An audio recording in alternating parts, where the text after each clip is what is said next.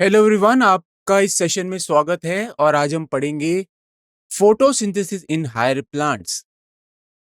तो सबसे पहले हम थ्योरी पढ़ेंगे, फिर इसके बाद हम इस चैप्टर से related NEET previous year question discuss करेंगे। इस लेक्चर की शुरुआत करने से पहले मैं आपको एक इन्फॉर्मेशन देना चाहता हूं that the images, text and other materials used in a presentation of education purposes only. We respect the intellectual property rights of the original creators and owners.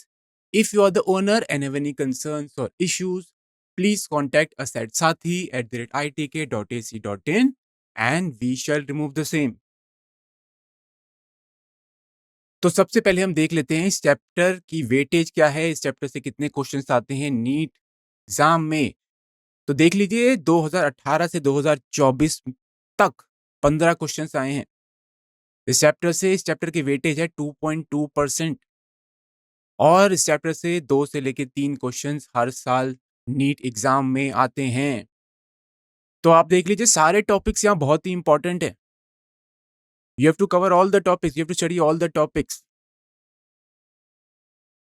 फिर आप देख लीजिए यहाँ पे इस टेबल में आपको दिया गया है topic name, concept used, number of questions और डिफिकल्टी लेवल। तो आप देख सकते हैं यहाँ पे 2018 में लाइट रिएक्शन और फोटोसिंथेटिक एपरेटस से क्वेश्चन आया हुआ है। देन फैक्टर अफेक्टिंग फोटोसिंथेसिस, आप देख सकते हैं दिस वाज द कॉन्सेप्ट जिससे क्वेश्चन आए थे। क्वेश्चन एवरेज या इजी टाइप के थे। इसी प्रकार से आप देख सकते हैं 19 में, 20 में, 21, 22, 23 और 24 में किस किस टॉपिक से यहाँ पे क्वेश्चन आए हुए हैं। तो आप देख लीजिए इस चैप्टर में हर एक टॉपिक से क्वेश्चन आया हुआ है। केल्विन साइकिल, जिसको हम C3 साइकिल बोलते हैं, C4 pathway, photo respiration, light reaction, सारे जो बायोकेमिकल साइकिल्स हैं उससे रिलेटेड क्वेश्चंस आए हुए हैं। इलेक्ट्रॉन ट्रांसपोर्ट सिस्टम, ये बहुत ही इंपॉर्टेंट है, इससे भी क्वेश्चन आया हुआ है। देन साइक्लिक फॉस्फोराइलेशन, ठीक है, आपको इसके बारे में पता होना चाहिए। फॉस्फोराइलेशन क्या होता है, इसके टाइप्स क्या होते हैं। Then again light reaction is very important. What are the products formed, जो भी बायोकेमिकल साइकिल में प्रोडक्ट्स होते हैं उस पे क्वेश्चन आए हुए हैं। फोटो सिस्टम पे क्वेश्चन आया हुआ है। केमी ऑस्मोटिक हाइपोथेसिस बहुत ही इंपॉर्टेंट है। आप देख सकते हैं हर साल 3 क्वेश्चन आए हुए हैं। 2022 में 3 क्वेश्चन आए थे, 23 में भी, 24 में भी 3 क्वेश्चन आए हुए हैं और इससे पहले 2 क्वेश्चन आए हुए हैं। तो हम एवरेज मान के चल लेते हैं 2 to 3 questions every year. Difficulty level देख लीजिए, क्वेश्चन या तो एवरेज टाइप के थे, ठीक है, डिफिकल्ट टाइप क्वेश्चन भी आए हुए हैं और इजी टाइप क्वेश्चन भी आए हुए हैं। तो आपको ऐसे प्रिपेयर करना है इस चैप्टर को ताकि आप डिफिकल्ट क्वेश्चंस को भी आंसर कर सकें। अब हम शुरुआत करते हैं इस चैप्टर की। आपको पता है फोटोसिंथेसिस एक फिजिको केमिकल प्रोसेस होता है। फिजिको केमिकल प्रोसेस मतलब क्या हो रहा है, यहाँ पे लाइट एनर्जी वो एक फिजिकल कंपोनेंट है, it is converted into chemical energy, तब इसको हम फिजिको केमिकल प्रोसेस बोलते हैं। ठीक है, फिजिको का मतलब फिजिकल कंपोनेंट यानी कि लाइट, केमिकल मतलब कि यहाँ पे कार्बन डाइऑक्साइड की फिक्सेशन हो रही है। Means light energy is converted into the chemical energy और also you can say light energy is converted into organic compounds. Photosynthesis is important due to 2 reasons. Photosynthesis की इंपॉर्टेंस क्या है, पहला तो है it is the primary source of food on the earth. आपने देखा होगा जो प्लांट्स होते हैं they are at the base of the trophic level, किसी भी फूड चेन के बेस पे होते हैं, दे occupy the lower most trophic level. तो क्या करते हैं प्लांट्स, ये लाइट एनर्जी को ऑब्जॉर्ब करते हैं और इसको ये कन्वर्ट कर देते हैं फूड में या ऑर्गेनिक मैटर में। This food is available for all the other organisms. Herbivore जो है वो डायरेक्टली डिपेंडेंट है प्लांट्स पे, कार्निवोर जो है वो इनडायरेक्टली डिपेंडेंट है प्लांट्स पे। और फोटोसिंथेसिस से क्या होता है, oxygen is release as a by product.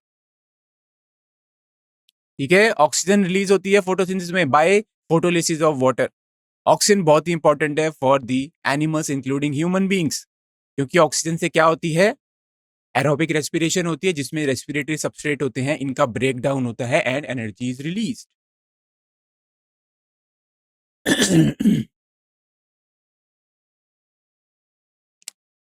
Now what do we know about photosynthesis? Chlorophyll बहुत इंपॉर्टेंट होता है फोटोसिंथेसिस के लिए. ये एक ग्रीन पिगमेंट होता है. इसके अलावा लाइट और carbon dioxide, these are also required for photosynthesis. तो photosynthesis में क्या हो रहा है? Carbon dioxide combines with water in the presence of light and chlorophyll, जिससे कि ऑर्गेनिक कंपाउंड्स आर सिंथेसाइज, जैसे कि ग्लूकोज, और ऑक्सीजन रिलीज होती है. Now an experiment was conducted to test the starch formation. तो प्लांट्स में क्या होता है? रिजर्व फूड मटेरियल होता है स्टार्च. तो आप बोल सकते हैं फोटोसिंथेसिस से स्टार्च भी बनता है. तो एक एक्सपेरिमेंट किया गया जहां पे स्टार्च फॉर्मेशन देखी गई दो प्रकार के लीव्स में. एक तो था वेरीगेटेड लीव्स और दूसरा था नॉर्मल लीव. तो वेरीगेटेड लीव क्या हो गया? जहां पे पैचेस होंगे आपके ग्रीन ग्रीन पैचेस होंगे अलोंग विद सम येलो और व्हाइट पैचेस. ग्रीन पैचेस जो है वहां पे क्लोरोफिल मौजूद है, यानी कि वो फोटोसिंथेसिस कर सकता है. येलो पैचेस जो है या व्हाइट पैचेस है वहां पे क्लोरोफिल मॉलिक्यूल प्रेजेंट नहीं है. इसके अलावा एक नॉर्मल लीफ भी लिया गया. फिर क्या किया गया? उसको ब्लैक पेपर से कवर कर दिया गया and both were expose to light. Now इन लीव्स को फिर टेस्ट किया गया for the presence of starch. तो हम आयोडीन से स्टेन कर सकते हैं. आयोडीन से स्टेन होने के बाद स्टार्च जो है वो ब्लू ब्लैक कलर देगा. फिर ये पाया गया, it was observe that photosynthesis occurred only in the green part of the leaf expose to light. ठीक है, यहां से क्या पता लगा? पहले तो फोटोसिंथेसिस के लिए ग्रीन पार्ट्स का होना बहुत जरूरी है. ग्रीन पार्ट्स का मतलब क्लोरोफिल का होना जरूरी है और लाइट का होना भी जरूरी है. एक और एक्सपेरिमेंट किया गया जहां पे लीफ को एक टेस्ट ट्यूब में रखा गया और इस टेस्ट ट्यूब में कॉटन थी which was soaked in KOH. अब KOH क्या करता है? Potassium hydroxide. ये कार्बन डाइऑक्साइड को अब्सॉर्ब कर लेगा. Carbon dioxide is a raw material for photosynthesis. Carbon dioxide नहीं होगी तो फोटोसिंथेसिस नहीं होगी, स्टार्च प्रोडक्शन नहीं होगी. ठीक है, फिर हमने लीफ का जो दूसरा पार्ट था उसको नॉर्मल एयर से एक्सपोज किया गया, यानी कि वहां पे हमने ये जो कॉटन है डिप्ड इन KOH इसको नहीं रखा. तो वहां पे कार्बन डाइऑक्साइड प्रेजेंट होगी, वहां पे फोटोसिंथेसिस होगी. उसके बाद इस सेटअप को लाइट में रख दिया गया. फिर स्टार्च की प्रेजेंस जो है वो डिटेक्ट की गई. अब स्टार्च कहां पे नहीं होगा? स्टार्च जो है it was absent in the, you can say leaf, और part of the leaf which was you can say kept along with the cotton soaked in KOH. So when testing for the presence of starch in both parts of the leaf, exposed part test positive for starch. ठीक है, while the portion in the tube test negative. Portion in the tube मतलब जहां पे cotton थी, तो cotton ने CO2 absorb कर ली, photosynthesis नहीं हुई, स्टार्च नहीं बना. तो वहां पे there was no starch present, no blue black color was present. So this experiment demonstrates that carbon dioxide is essential for photosynthesis. अब हम कुछ अर्ली एक्सपेरिमेंट्स के बारे में बात करते हैं. पहले बात करते हैं जोसेफ प्रीस्ले के एक्सपेरिमेंट में. तो इन्होंने 1770 में सीरीज ऑफ एक्सपेरिमेंट किए थे which revealed the essential role of air in the growth of the green plants. तो प्रीस्ले ने ऑक्सीजन डिस्कवर की थी 1774 में. प्रीस्ले ने क्या किया था? प्रीस्ले ने एक बेल जार एक्सपेरिमेंट किया था. तो आप देख सकते हैं ये एक बेल जार है, बेल शेप्ड एक जार है. इसमें प्रीस्ले ने क्या ऑब्जर्व किया? That the candle burning in the close space, a bell jar soon get extinguish. तो एक कैंडल उन्होंने रखी एक बेल जार में, एक माइस रखा. इनिशियली दे वर अलाइव. थोड़ी देर बाद उन्होंने क्या देखा? आफ्टर few days या after few you can say some time, mice died and the candle also okay got exhausted. Candle भी यहाँ पे नहीं जल रही है और जो माइस है वो भी, माइस ऑल्सो डाइड. फिर उन्होंने एक मिंट प्लांट इंट्रोड्यूस किया इस बेल जार में. मिंट प्लांट के इंट्रोड्यूस करने से क्या हुआ? कैंडल भी जल रही थी, candle was burning, mice was also alive. Okay, तो आप इस एक्सपेरिमेंट से क्या बता सकते हैं कि जो मिंट प्लांट इंट्रोड्यूस किया इन्होंने, मिंट प्लांट की वजह से एयर जो है वो प्यूरिफाई हो रही थी, ठीक है, एयर प्यूरिफाई हो रही थी, जिसकी वजह से जो माइस है और जो कैंडल है, candle was burning and mice was alive. Now now burning candle और animal that breathe the air, तो कैंडल जो है वो भी ऑक्सीजन यूज कर रही है फॉर बर्निंग, माइस जो है वो भी ऑक्सीजन यूज कर रहा है, okay, in breathing in respiration. तो ऑक्सीजन की कमी हो रही थी, ऑक्सीजन की कमी होती रही और कार्बन डाइऑक्साइड यहाँ पे प्रोड्यूस हो रही थी, इसकी वजह से माइस ऑल्सो डाइड और कैंडल भी बुझ गई। मिंट प्लांट इंट्रोड्यूस किया, तो मिंट प्लांट ने फोटोसिंथेसिस की जिससे ऑक्सीजन प्रोड्यूस हुई, और फोटोसिंथेसिस में क्या होता है, कार्बन डाइऑक्साइड इज यूटिलाइज्ड। तो यहाँ पे जो carbon dioxide which was produced by the candle, burning candle and the mice, that was absorbed by the plants and oxygen was released by the process of photosynthesis. That's why the mice was alive and candle was burning. So Priestley, with this experiment, he discovered oxygen.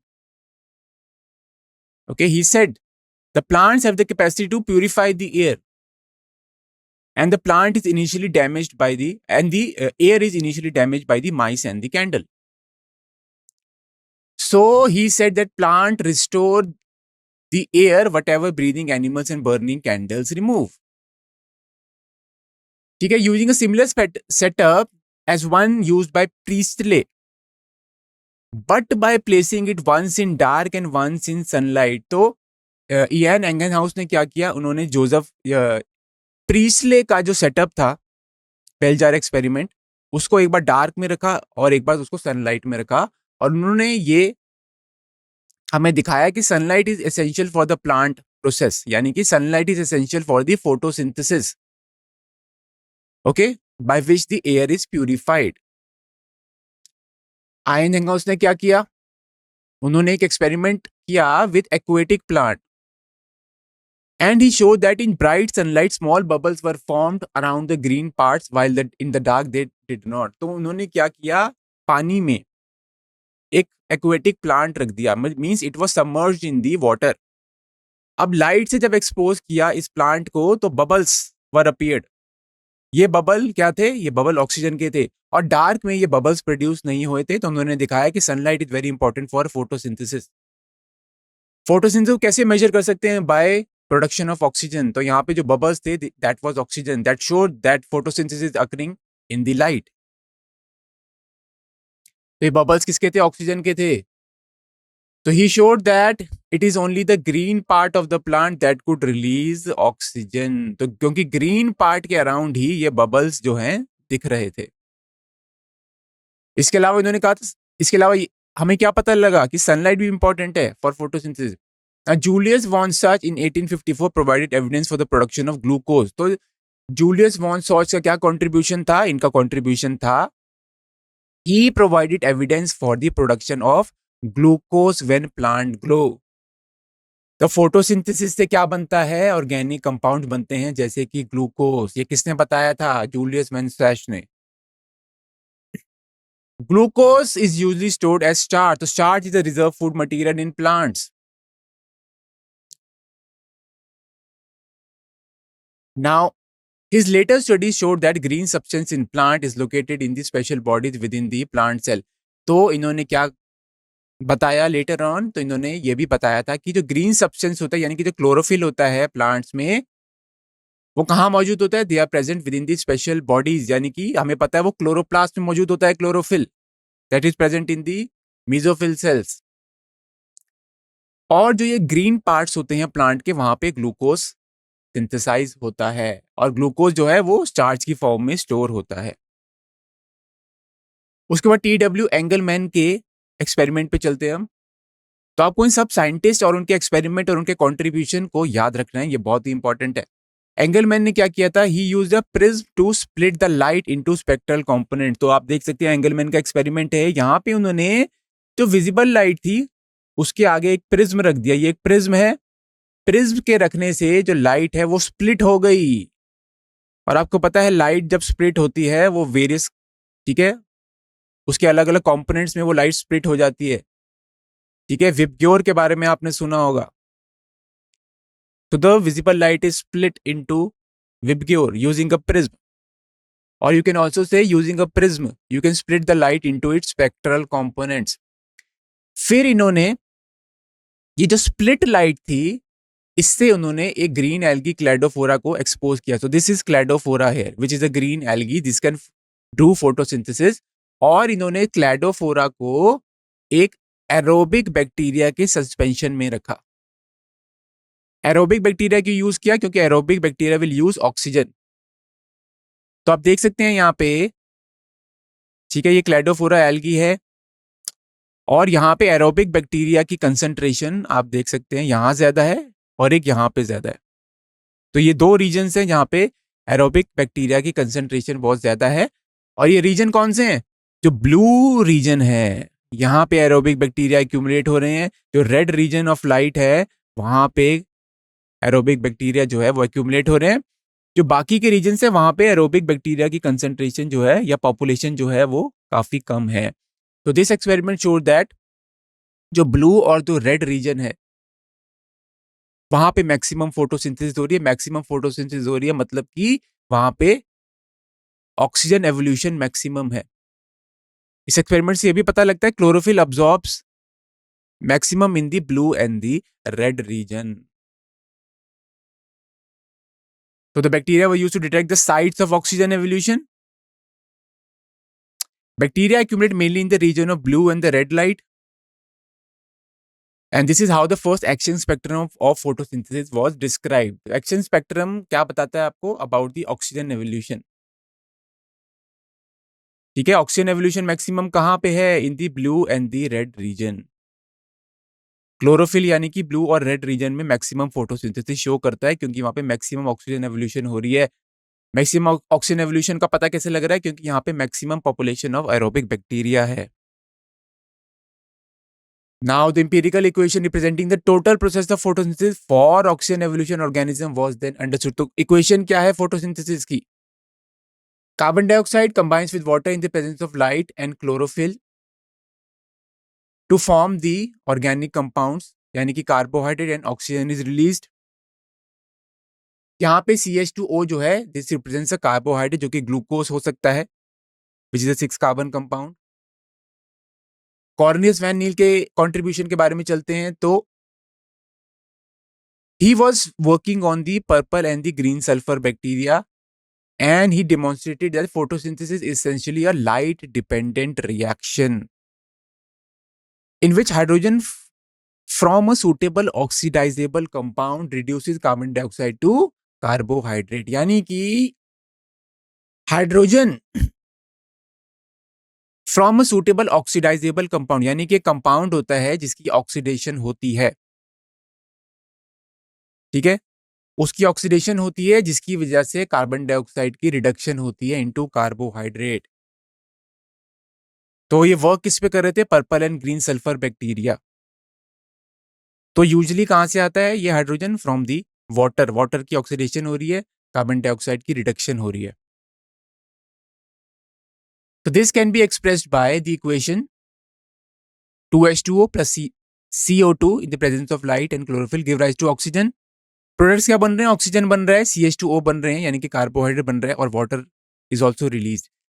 अब आपने देखा यहाँ पे H2O की जगह अगर हम H2S अगर हम दें तो ग्रीन और पर्पल सल्फर बैक्टीरिया जो होते हैं they use H2S instead of water. तो यहाँ पे sulphur will be released.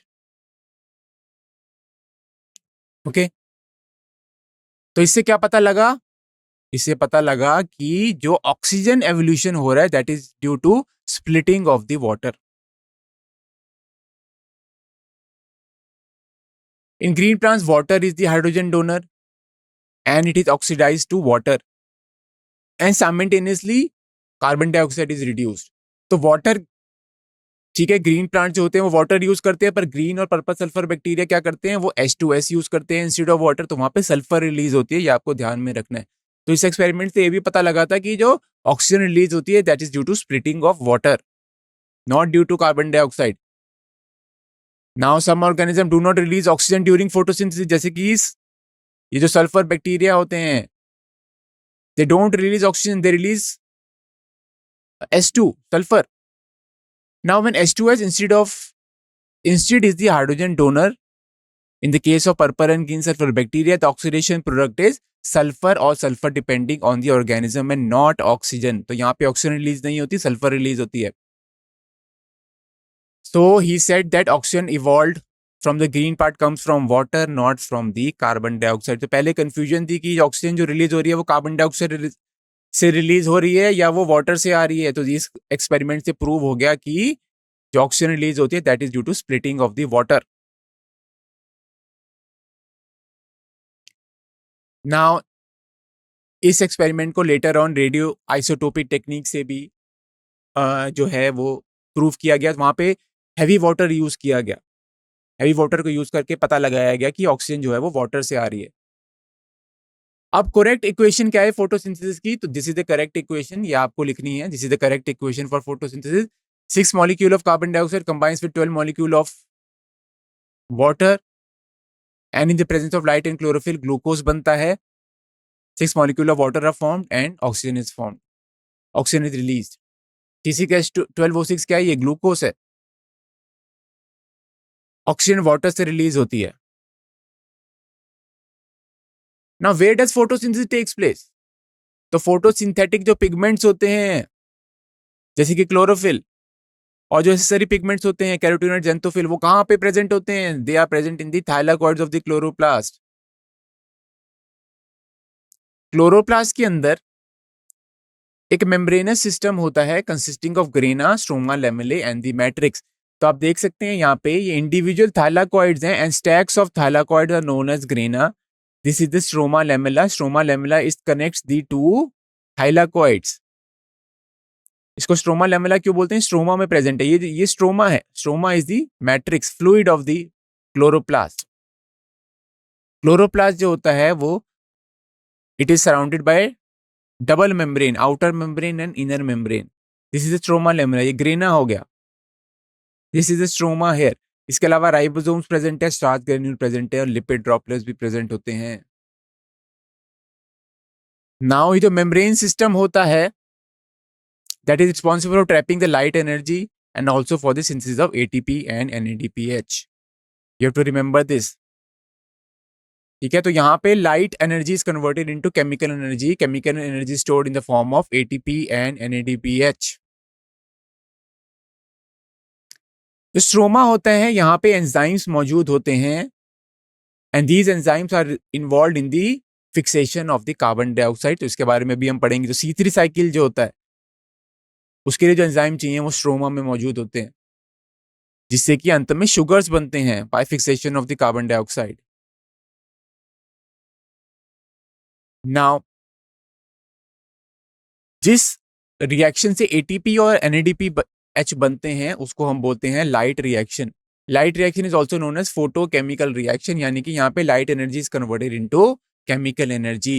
And what are the products of the light reaction? They are ATP and NADPH as well as oxygen. ठीक है, अब वो प्रोसेस जिससे कि शुगर्स बनते हैं जो कि स्ट्रोमा में होता है that are not directly light driven. उसके लिए लाइट की रिक्वायरमेंट नहीं होती but they are dependent on the products of the light reaction.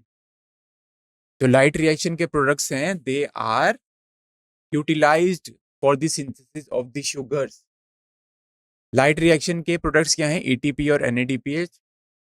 They are utilized in the you can say reactions which are involved in the synthesis of the sugars. इसको हम dark reaction भी बोलते हैं या biosynthetic phase भी बोलते हैं. तो फोटोसिंथेसिस के दो यहाँ पे आप बोल सकते हैं दो फेजेस में हो रहा है. पहला है लाइट रिएक्शन, दूसरा है dark reaction. Hence to distinguish the latter they are called by convention the dark reaction. तो डार्क रिएक्शंस में क्या होता है? शुगर की सिंथेसिस होती है.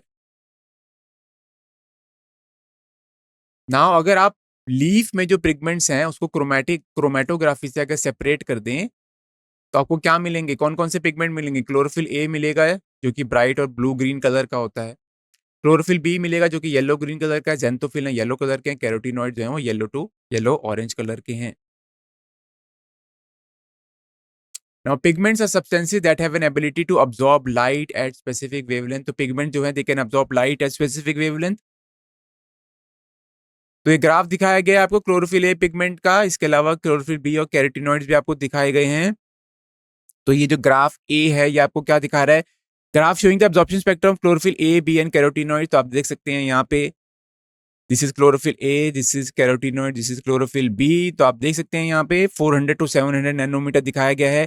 क्लोरोफिल ए के बारे में बात करें तो यहाँ पे एब्जॉर्प्शन आप देख सकते हैं यहाँ पे दो पीक्स आपको दिखाए गए हैं। पहला पीक है अराउंड 400, आप देख सकते हैं 430 के अराउंड ले लीजिए। दूसरा पीक आप देख सकते हैं ये है अराउंड 670 नैनोमीटर। ओके, तो यहाँ पे दो रीजन्स हैं, ब्लू रीजन और रेड रीजन। ब्लू रीजन कहाँ पे होता है? Around 430 nanometre. रेड रीजन है आपका अराउंड 660 टू 670 नैनोमीटर। तो दो पीक्स आपको दिखाए गए, यानी कि क्लोरोफिल ए मैक्सिमम अब्जॉर्प्शन कर रहा है in the blue region, in the red region. Chlorophyll B के बारे में बात करें तो आप देख सकते हैं इसका पीक यहाँ पे है। ओके, देन कैरोटीनॉइड्स का भी आप ऑप्शन स्पेक्ट्रा देख सकते हैं। Mainly we are concern about chlorophyll A here. Then image जो ग्राफ बी है वो आपको क्या दिखा रहा है? This is the action spectra of photosynthesis. ठीक है, पहला ऑप्शन स्पेक्ट्रा था, बी जो है वो एक्शन स्पेक्ट्रा, यानी कि एक्शन स्पेक्ट्रा में हम देखेंगे ऑक्सीजन की एवोल्यूशन। तो यहाँ पे आप देख सकते हैं वाई एक्सिस पे लिखा है it is measured by oxygen release. तो ये एक्शन स्पेक्ट्रम है। तो ऑक्सीजन रिलीज मैक्सिमम आप देख सकते हैं ब्लू रीजन और रेड रीजन में है। फिर आप देख सकते हैं जो ग्राफ सी है that is what this is graph showing action spectra of photosynthesis super imposed on the absorption spectra. तो ऊपर वाला आपका एक्शन स्पेक्ट्रा है जो ब्लैक कलर से है, जो ब्लू कलर से है, that is the absorption spectra of chlorophyll A. तो आप देख लीजिए क्लोरोफिल ए की मैक्सिमम एब्जॉर्प्शन दो रीजन्स में थी, ब्लू रीजन और रेड रीजन, वहीं पे ही मैक्सिमम एवोल्यूशन ऑफ ऑक्सीजन भी हो रही है। क्लोरोफिल एक चीफ पिगमेंट होता है, प्राइमरी पिगमेंट होता है chlorophyll A that is associated with photosynthesis. ये आपको ध्यान में रखना है। बाकी सारे पिगमेंट्स होते हैं दे आर दी सेकेंडरी और एसेसरी पिगमेंट्स। तो आप देख सकते हैं ये जो ग्राफ हमने स्टडी किए वहां बता रहा है कि most of the photosynthesis takes place in the blue and the red region of the spectrum. Some photosynthesis also occur at the other wavelengths also. ठीक है, ऐसा नहीं है कि सिर्फ ब्लू और रेड रीजन में ही होता है फोटोसिंथेसिस। जो बाकी रीजन्स हैं वहां पे भी फोटोसिंथेसिस होती है, पर बहुत ही मिनिमम होती है वहां पे। क्लोरोफिल एक मेजर पिगमेंट है रिस्पॉन्सिबल फॉर ट्रैपिंग लाइट। इसके अलावा और भी पिगमेंट्स होते हैं एसेसरी पिगमेंट जिनको हम बोलते हैं, जो कि क्लोरोफिल बी है, जेंथोफिल है, कैरोटीनॉइड्स है, these are known as accessory pigment. They also absorb light and transfer the energy to chlorophyll. तो एसेसरी पिगमेंट का क्या फंक्शन है? ये these absorb light of different wavelength and then they transfer the energy to chlorophyll A which forms the reaction center। और क्या होता है chlorophyll A को फोटो ऑक्सीडेशन से भी प्रोटेक्ट करते हैं। So during high light intensity क्या होता है, अगर डायरेक्टली क्लोरोफिल ने अब्सॉर्ब करी हाई लाइट इंटेंसिटी तो क्लोरोफिल ए जो है उसकी फोटो ऑक्सीडेशन हो जाएगी, वो डैमेज हो जाएगा। तो एसेसरी पिगमेंट्स क्या करते हैं? They absorb this light and they transfer the energy to the chlorophyll A and they not only, यानी कि accessory pigments not only enable a wider range of wavelength of incoming light to be utilised for photosynthesis, they also protect chlorophyll A from photo oxidation. तो chlorophyll A को photo oxidation से भी बताते हैं, और ये जो अलग अलग वेवलेंथ की जो लाइट है उसको भी अब्सॉर्ब करते हैं ताकि फोटोसिंथेसिस जो है वो मैक्सिमम हो सके। लाइट रिएक्शन को हम फोटोकेमिकल फेज भी बोलते हैं। तो लाइट रिएक्शन के बारे में बोल रहे हैं। Light reaction is also known as photochemical reaction, जहां पे light energy is absorbed and is converted into chemical energy. Chemical energy is stored in the form of ATP and NADPH. इसके अलावा ऑक्सीजन रेवोल्यूशन भी होती है। तो several protein complexes are involved in this process. Pigments जो होते हैं आपको ध्यान में रखना है, they are organize into two discrete photochemical light harvesting complexes. दो लाइट हार्वेस्टिंग कॉम्प्लेक्स होते हैं which are present within the photosystem 1 and photosystem 2। ठीक है, दो फोटोसिस्टम होते हैं, फोटोसिस्टम 1 और फोटोसिस्टम 2। अब इनकी नेमिंग कैसे की है? They are named according to the sequence of their discovery. Light harvesting complex are made up of 100 of pigment molecules bound to proteins। Each photosystem has all the pigments except one molecule of chlorophyll A. तो जो photo system होता है उसमें सारे pigments मौजूद होते हैं except one molecule of chlorophyll A which forms the reaction center that is not present in the photosystem. Okay. So each photosystem has all the pigments except one molecule of chlorophyll A forming a light harvesting system also called as antenna. So this is a light harvesting complex. Now the light in the form of photons, they are absorbed by the accessory pigments. Accessory pigments, आप देख सकते हैं, they are transferring the energy to the reaction center which is made up of chlorophyll A molecule. Then the chlorophyll A molecules get excited, electrons are released, electrons are accepted by the primary acceptor. तो जो accessory pigments हैं उनको हम antenna molecules भी बोल सकते हैं. Okay, तो आपको ध्यान में क्या रखना है, यहाँ पे लाइट हार्वेस्टिंग कॉम्प्लेक्स क्या होता है, दो फोटो सिस्टम होते हैं, photo system 1 and photo system 2. और फोटो सिस्टम जो होता है वहां पे it is made up of accessory pigments and it lacks the chlorophyll A molecules.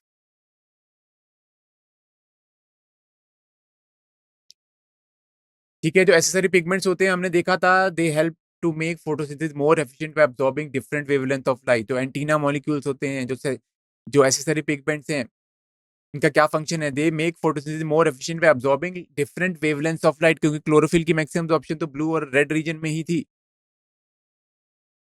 Single chlorophyll A molecule form the reaction centre. This is very important. Reaction centre किसका बना होता है, सिर्फ एक क्लोरोफिल ए मॉलिक्यूल का, सिंगल क्लोरोफिल ए molecule. Reaction centre जो होते हैं that is different in both the photo system. Photo system 1 के बारे में बात करें, वहां पे जो क्लोरोफिल ए होता है उसकी मैक्सिमम अब्जॉर्प्शन होती है 700 नैनोमीटर में, तभी उसको हम बोलते हैं P700. फोटो सिस्टम 2 जो होता है उसमें जो क्लोरोफिल ए होता है उसकी मैक्सिमम अब्जॉर्प्शन होती है 680 नैनोमीटर, तभी उसको हम बोलते हैं P680. आप देखते हैं this is a Z scheme of light reaction. तो यहाँ पे क्या हो रहा है, ये जो LHC है यहाँ पे लाइट हार्वेस्टिंग कॉम्प्लेक्स, यहाँ पे फोटो सिस्टम 2 होता है. Here photo system 1 is present. Photo system 2 जो है it is activated by the light of around 680 nanometer. Light absorb की, यहाँ पे chlorophyll A molecule excite हुआ. Electrons will be accepted by the primary electron receptor which is pheophytin here. Then there is a downhill transport of the electrons from one electron carrier to another electron carrier. In between here the ATP is synthesized. Then electrons finally reach to photosystem 1. Photosystem 1 is also excited. It also absorbs light of around 700 nanometer. Electrons are, you can say, chlorophyll A molecule यहाँ पे excite होगा, electrons will be released. Electron will be accepted by the primary receptor, which is iron sulfur containing compound. Then the electrons are finally transferred to the NADP plus and NADPH is synthesized. So this is the Z scheme of the light reaction. Electron transport के बारे में बात करते हैं. Photo system 2 में जो reaction centre होता है वहां पे जो क्लोरोफिल ए होता है वो 680 नैनोमीटर की लाइट को अब्सॉर्ब करता है. तो it absorb 680 nanometre wavelength of red light causing electrons to become excited and jump into an orbit farther from the atomic nucleus. यानी कि क्लोरोफिल ए मॉलिक्यूल एक्साइट हो रहा है यहाँ पे, electrons are release, electron accepted by the primary acceptor. ठीक है, फिर क्या होता है, electrons are passed down hill. तो यहाँ पे electron will be first transfer to plastoquinone, then it will be transfer to cytochrome B6F complex. Cytochrome B6F complex से वो जाता है to the plastocyanin and then to the photosystem 1. तो ये आपको पूरा याद रखना है. पूरा movement of electron down hill होती है, you have to remember this, in terms of oxidation reduction और रिडॉक्स पोटेंशियल स्केल. यानी कि electrons will be, you can say, transferred from one electron carrier to another electron carrier. ठीक है, अब यहाँ पे जिस कंपाउंड की रिडक्शन पोटेंशियल ज्यादा होगी that will gain electron, that will accept electron. Okay, तो डाउनहिल मूवमेंट जो होती है that is in terms of oxidation reduction और रिडॉक्स पोटेंशियल. एक कंपाउंड की ऑक्सीडेशन हो रही है, दूसरे कंपाउंड की रिडक्शन हो रही है. तो the compound having higher reduction potential that will gain the electrons and the other compound will be oxidized. Now electron जो होते हैं, they are not used up as they pass through the electron transport chain but are pass on to the pigments of the photo system 1। तो यहाँ पे जो इलेक्ट्रॉन जो होते हैं, finally they reach the photo system 1। अब रिएक्शन फोटो सिस्टम 1 जो है वो भी एक्साइट होता है by absorbing red light of wavelength 700 nanometre. वहां पे इलेक्ट्रॉन एक्साइट होगा, electron will be accepted by the primary acceptor,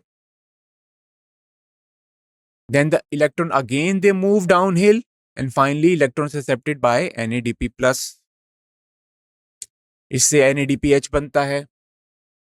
ये जो पूरी स्कीम जो हमने अभी डिस्कस करी of transferring of the electrons starting from photo system 2, then uphill to the primary receptor, then downhill to the photosystem 1, then again photosystem 1 gets excited, then again the electrons are transferred okay downhill and finally electrons accepted by NADP plus and NADPH is produced। तो इसको हम बोलते हैं Z scheme because of its characteristic shape। You have to remember this is very important।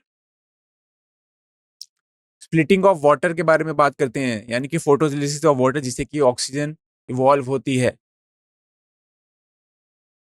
तो आपको पता है photo system 2 जो है वो एक्साइट होता है, electrons are release from photo system 2। अब यहाँ पे फोटो सिस्टम 2 में जो है वहां पे इलेक्ट्रॉन्स को कौन रिप्लेस कर रहा है? तो जब फोटोलिसिस ऑफ वाटर होती है तो उससे इलेक्ट्रॉन्स भी रिलीज होते हैं। These electrons are accepted by photo system 2। तो electrons that were moved from photo system 2 must be replace. कौन रिप्लेस करता है उनको? Electrons that are coming from the splitting of the water. This is achieved by electrons available due to splitting of the water. Now splitting of water is associated with photo system 2। तो जो water splitting complex होता है that is associated with photo system 2, you have to remember this.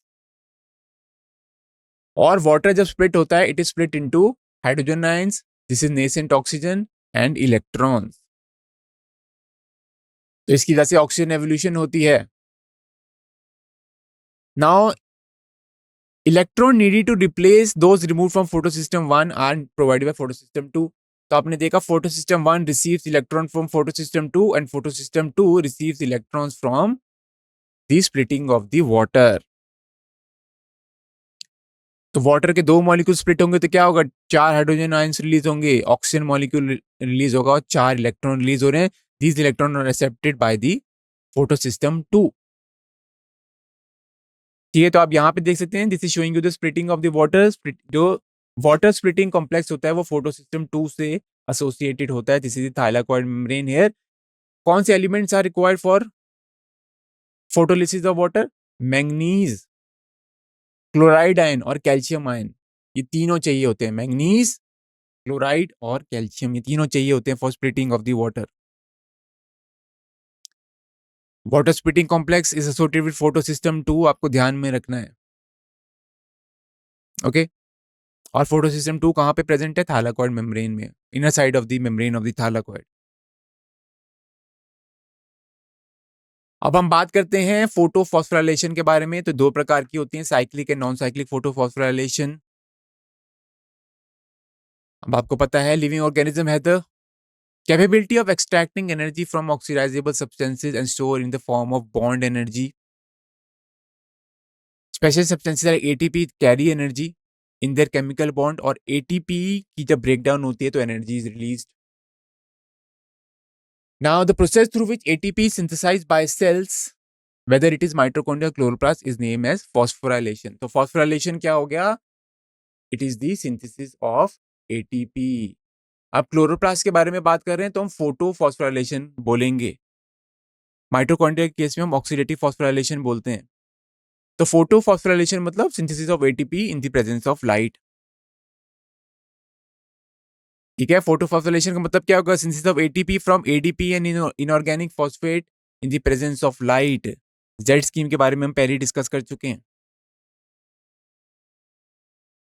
ठीक है, non cyclic photophosphorylation के बारे में बात करते हैं। तो जेड स्कीम जो है that is nothing but that is non cyclic photophosphorylation, जहां पे फोटो सिस्टम 2 और फोटो सिस्टम 1 दोनों इन्वॉल्व होते हैं। दोनों फोटो सिस्टम यहाँ पे इन्वॉल्व होते हैं, जैसे कि जेड स्कीम में हमने पढ़ा था। यहाँ पे आपको ध्यान रखना है एटीपी और एनएडीपीएच दोनों बनते हैं, ठीक है। साइक्लिक फोटोफॉस्फोराइलेशन के बारे में बात करते हैं, वहां पे सिर्फ फोटो सिस्टम 1 ही एक्टिव होता है, बिकॉज साइक्लिक फोटोफॉस्फोराइलेशन में क्या होता है, it is activated by the light of you can से लॉन्गर वेवलेंथ, यानी कि 700 नैनोमीटर। तो वहां पे सिर्फ फोटो सिस्टम 1 ही एक्टिवेट होता है, and the electron they flow back to the photo system 1, तभी इसको साइक्लिक फोटोफॉस्फोराइलेशन बोलते हैं। नॉन साइक्लिक में क्या हो रहा था, electrons they are release from photo system 2 and then they finally reach the NADP, जिससे कि एनएडीपीएच बनता है। साइक्लिक में क्या हो रहा है, यहाँ पे फोटो सिस्टम 1 से इलेक्ट्रॉन निकले और वो वापस फोटो सिस्टम 1 में ही आ गए, तभी इसको साइक्लिक बोलते हैं हम। यहाँ पे एनएडीपीएच की प्रोडक्शन नहीं होती, सिर्फ एटीपी की प्रोडक्शन होती है। So in cyclic photophosphorylation only ATP is produced.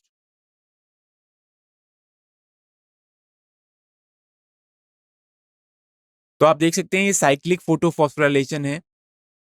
This is photo system 1, जहाँ पे क्लोरोफिल ए जो है उसकी मैक्सिमम ऑप्शन 700 पे है, तो उसको P700 लिख रहे हैं हम।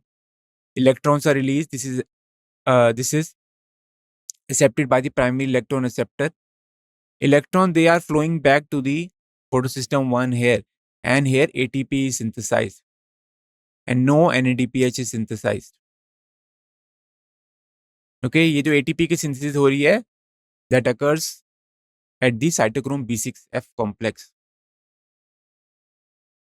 आपको ध्यान में रखना है cytochrome B6F complex है that connects the photosystem 1 and photosystem 2.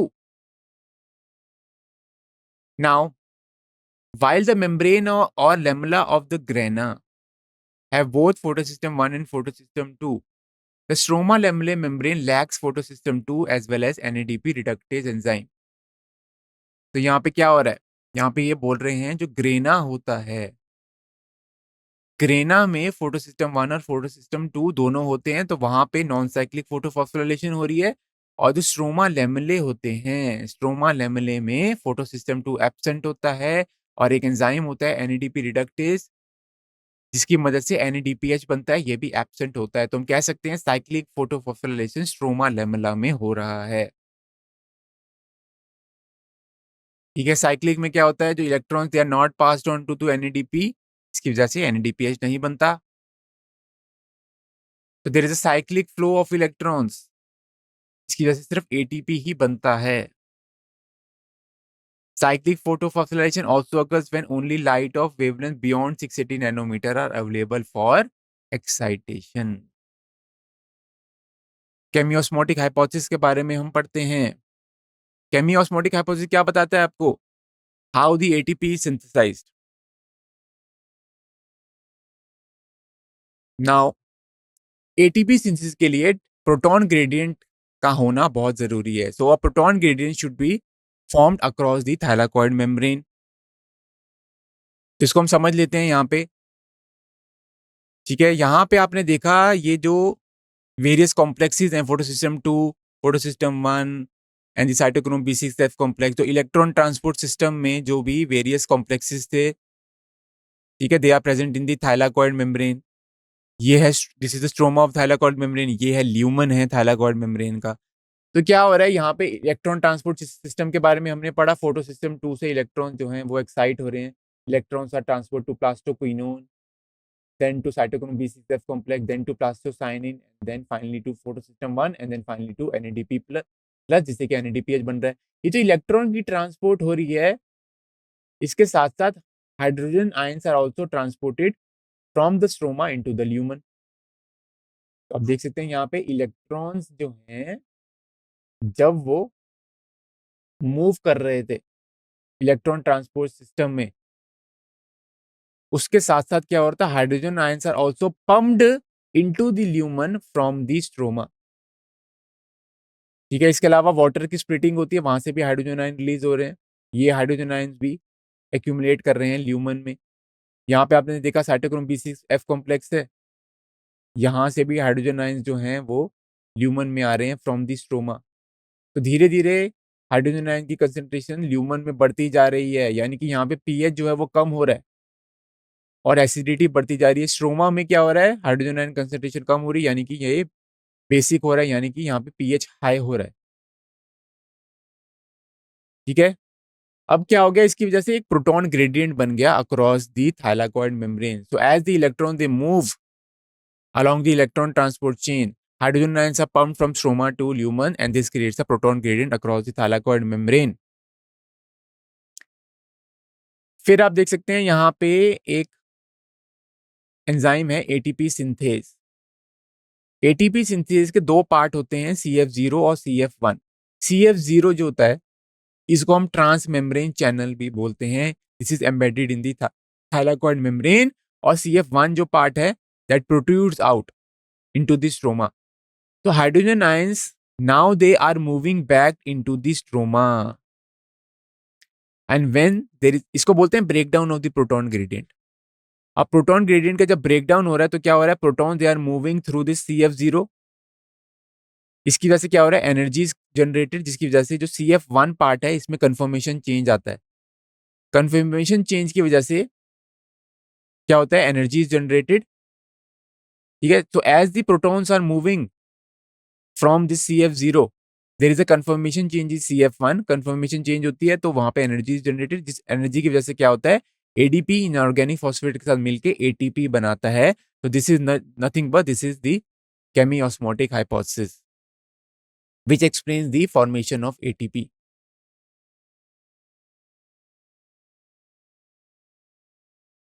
तो आपने देखा proton accumulate in the thylakoid lumen. Respiration में क्या होता था, the protons accumulate in the intermembrane space of mitochondria, but we are talking about chloroplast here। ठीक है, रेस्पिरेशन में प्रोटॉन्स इंटरमेम्ब्रेन स्पेस में एक्यूमुलेट करते थे। ठीक है, पर हम क्लोरोप्लास्ट के बारे में बात कर रहे हैं यहाँ पे। प्रोटॉन ग्रेडियंट का जब ब्रेकडाउन होता है तब ATP synthesis occurs। Now proton gradient across the membrane creates a proton motive force that drives the ATP synthesis।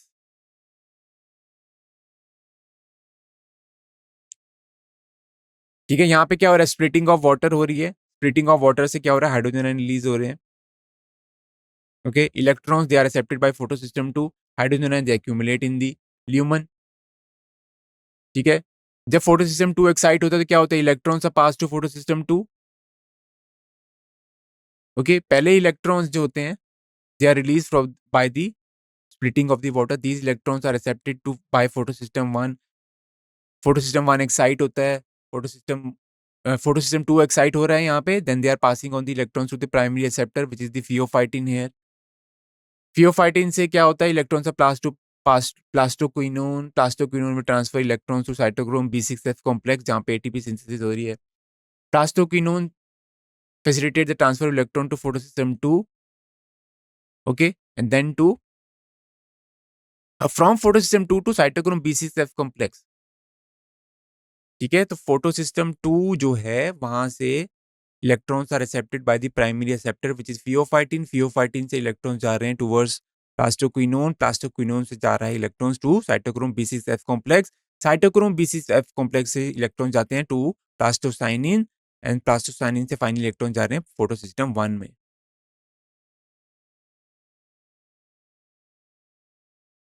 Electrons as they are moving through the photosystem, protons are transported across the membrane. Electrons move कर रहे हैं और protons are simultaneously transferred from stroma to the lumen.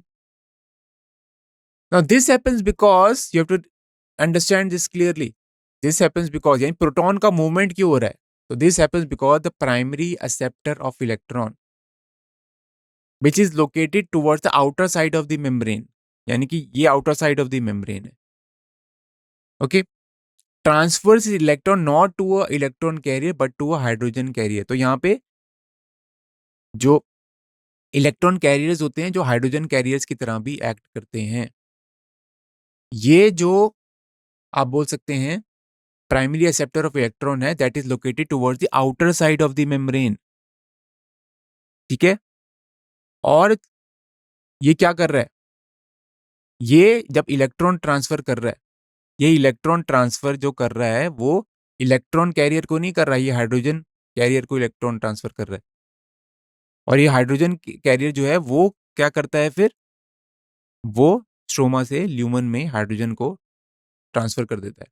तो आइए पढ़ते हैं ये। Now this molecule removes the proton from the stroma while transporting an electron. Electron को तो ट्रांसपोर्ट कर ही रहा है, साथ में ये प्रोटॉन्स को भी ट्रांसपोर्ट कर देता है from stroma to the lumen. ठीक है, दोबारा पढ़ लेते हैं। तो this happens because the primary acceptor of electron which is located towards the outer side of the membrane transfer its electron not to an electron carrier but to a hydrogen carrier. Now this molecule removes the proton from stroma while transporting an electron. Now, when this molecule passes on the electron to the electron carrier, which is present on the inner side of the membrane, ये inner side of the membrane है। ठीक है, यहां पे अब molecule present है। पहले molecule outer side of the membrane में प्रेजेंट था, अब मॉलिक्यूल जो है जिसको इलेक्ट्रॉन ट्रांसफर किए जा रहे हैं वो inner side of the membrane है। ठीक है, तो इसकी वजह से hydrogen ion they are transported from outside from the stroma to the lumen. इसके अलावा एनएडीपी रिडक्टेज एंजाइम होता है यहाँ पे which catalyzes the formation of NADPH। आपको याद रखना है NADP रिडक्टेज एंजाइम है that is located on the stroma side of the membrane. ठीक है, स्ट्रोमा यानी कि बाहर की side. Along with the electrons that come from the acceptor of the electrons of photosystem 1, protons are necessary for the reduction of NADP to NADPH। Now these protons are also removed from the stroma। तो इसकी वजह से क्या हो रहा है, stroma में protons जो हैं वो उसकी कमी हो रही है। एक तो प्रोटॉन्स जो हैं वो ल्यूमन में जा रहे हैं, इसके अलावा protons are also used for the reduction of NADP। तो स्ट्रोमा में प्रोटॉन्स की कमी हो रही है, ल्यूमन में प्रोटॉन्स जो हैं वो एक्यूमुलेट हो रहे हैं। इसकी वजह से प्रोटॉन ग्रेडियंट बनता है अक्रॉस द थाइलाकॉइड मेम्ब्रेन। जब ब्रेकडाउन होता है इस प्रोटॉन ग्रेडियंट का तो ATP की सिंथेसिस होती है। तो मैंने आपको बताया यहाँ पे ATP सिंथेज इन्वॉल्व होता है जिसके दो पार्ट होते हैं, CF0 पार्ट जिसको ट्रांसमेम्ब्रेन चैनल बोलते हैं और दूसरा पार्ट जो होता है उसको CF1 बोलते हैं। ठीक है, तो ट्रांसमेम्ब्रेन जो चैनल होता है that carries out facilitate diffusion of protons across the membrane. दूसरा पोर्शन होता है CF1 that protrudes on the outer surface of the thylakoid membrane on this side that faces the stroma. Proton gradient का breakdown होता है this causes energy. This provides enough energy to cause a conformation change in the CF1। तो जब protons move करते हैं तो energy generate होती है जिसकी वजह से CF1 में कन्फर्मेशन चेंज होता है। ठीक है, जिसकी वजह से ADP combines with inorganic phosphate to form ATP। Chemiosmosis के लिए क्या चाहिए, एक मेम्ब्रेन चाहिए। ठीक है, जो इस केस में है थाइलाकॉइड मेम्ब्रेन जिसके अक्रॉस प्रोटॉन ग्रेडियंट बनता है। प्रोटॉन पंप्स चाहिए, प्रोटॉन पंप्स चाहिए किसके लिए, प्रोटॉन्स के ट्रांसपोर्ट के लिए across the membrane. Proton gradient का होना बहुत जरूरी है और ATP सिंथेज एंजाइम का होना बहुत जरूरी है। Now energy is used to pump protons across the membrane to create a gradient or a high concentration of protons within the thylakoid lumen। ठीक है, ATP सिंथेज के बारे में हमने पढ़ लिया। It has the two parts CF0 and CF1। CF0 को हम ट्रांसमेम्ब्रेन चैनल भी बोलते हैं। When protons they move back to the lumen, this releases energy to activate ATP synthase enzyme that catalyzes the formation of ATP। NADPH के अलावा okay, so along with the NADPH produced by the movement of electron, ATP will be used immediately in the biosynthetic reaction। यानी कि dark reaction में use हो जाता है ATP और NADPH जो कि स्ट्रोमा में हो रहा होता है, which is responsible of fixing carbon dioxide into sugars। Light reaction के प्रोडक्ट्स क्या हो गए, ATP, NADPH और ऑक्सीजन। इसके बाद क्या होता है, of these oxygen diffuses out of the chloroplast while ATP and NADPH are used in the production of sugars. इसको हम बायोसिंथेटिक फेज बोलते हैं, डार्क रिएक्शन भी बोल सकते हैं। Dark reaction is dependent on the product of light reaction. ATP and NADP are used in the biosynthetic phase. यहाँ पे क्या हो रहा है, carbon dioxide combines with water to produce the carbohydrates.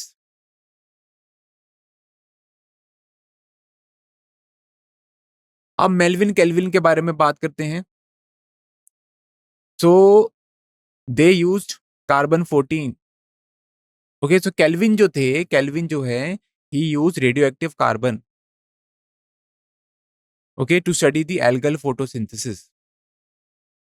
And his experiment led to the discovery of that the first carbon dioxide fixation product was a 3-carbon organic acid. तो उन्होंने क्या कहा था, ठीक है, केल्विन ने क्या कहा कि जो फर्स्ट स्टेबल कंपाउंड होता है of carbon dioxide fixation that is a three carbon organic acid which is known as three phosphoglyceric acid.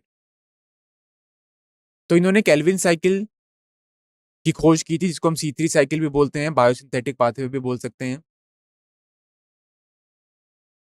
तो यहाँ पे first stable product of carbon dioxide fixation क्या है, यहाँ पे 3-कार्बन कंपाउंड, इसका नाम है 3-फॉस्फोग्लिसरिक एसिड, जिसको शॉर्ट में हम 3PGA भी बोल सकते हैं.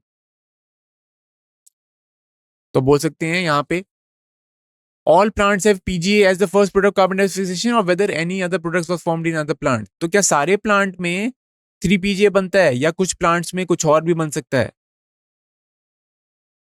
तो और एक्सपेरिमेंट किए गए तो पता लगा कुछ ऐसे प्लांट्स हैं जहां पे जो फर्स्ट स्टेबल प्रोडक्ट है वो 3-कार्बन कंपाउंड नहीं है, वो 4-कार्बन कंपाउंड है, जिसको हम ऑक्सैलो एसिटिक एसिड बोलते हैं. तो जिस प्लांट में 3-कार्बन कंपाउंड बनते हैं उसको C3 प्लांट्स बोलते हैं. जिस प्लांट्स में 4-कार्बन कंपाउंड बनता है, okay, after initial carbon dioxide fixation, जिसको हम ऑक्सैलो एसिटिक एसिड बोलते हैं, उसको हम बोलते हैं C4 प्लांट. ठीक है, तो C3 प्लांट में C3 एसिड बन रहा है, ठीक है, PGA बन रहा है, और C4 प्लांट में क्या हो रहा है, C4 एसिड बन रहा है, ऑक्सैलो एसिटिक एसिड. तो ऐसे 2 साइकिल्स हो गए हमारे पास, C3 साइकिल और C4 साइकिल. तो ये केल्विन साइकिल यानी कि C3 साइकिल है, इसके 3 फेजेस होते हैं. पहला है कार्बोक्सिलेशन, जहां पे कार्बन डाइऑक्साइड फिक्सेशन है, दूसरी है रिडक्शन, तीसरा है regeneration. Initial carbon dioxide fixation जो होती है, क्या हो रहा है वहां पे, carbon dioxide is converted into 2 molecules of three phosphoglycerate. Okay, ठीक है, तो यहाँ पे क्या हो रहा है, कार्बोक्सिलेशन फेज में क्या हो रहा है, फर्स्ट फेज में क्या हो रहा है, RUBP जो कि एक 5-कार्बन कंपाउंड होता है, that combines with the carbon dioxide in the presence of the enzyme rubisco to form 2 molecules of three phosphoglyceric acid, जिसको 3-फॉस्फोग्लिसरेट भी बोल सकते हैं. Three phosphoglycerate is converted into 1,3-bis-phosphoglycerate. 1,3-bis-phosphoglycerate is converted into glyceraldehyde 3-phosphate. This is known as the reduction phase. यहाँ पे ATP और NADPH की utilisation हो रही है. This was the initial product. यहाँ तक कार्बोक्सिलेशन फेज होता है till the formation of three phosphoglycerate. इसके बाद रिडक्शन फेज शुरू हो गया. रिडक्शन फेज में ATP की यूटिलाइजेशन हुई और NADPH भी यूटिलाइज हुआ. फाइनली ग्लिसरल्डिहाइड 3-फॉस्फेट बन गया after reduction. Glyceraldehyde 3-phosphate, some of the glyceraldehyde 3-phosphate are used for the synthesis of sugars, और कुछ glyceraldehyde 3-phosphate are used for the synthesis or regeneration of RUBP, which is very important for the continuation of the cycle. इसको हम regeneration phase बोलते हैं. यहाँ पे ATP की utilisation होती है अगेन, फिर RUBP बन गया, फिर ये साइकिल हो सकता है.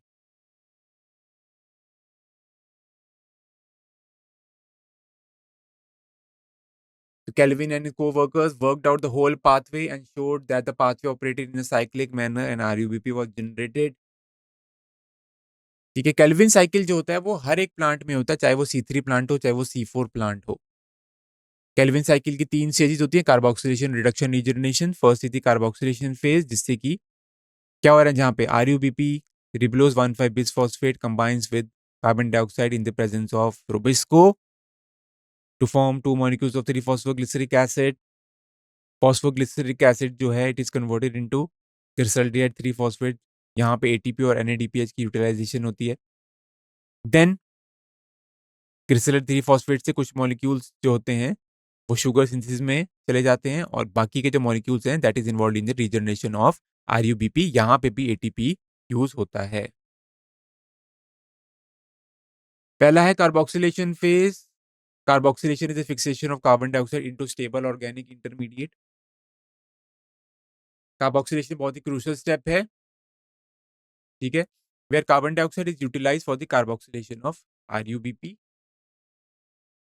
Reaction is catalysed by enzyme RuBP carboxylase, की वजह से 2 मॉलिक्यूल्स बनते हैं 3-PGA के। ये जो एंजाइम है इसकी ऑक्सीजनेशन एक्टिविटी भी होती है। तो रुबिस्को जो होता है इसका क्या फुल फॉर्म है?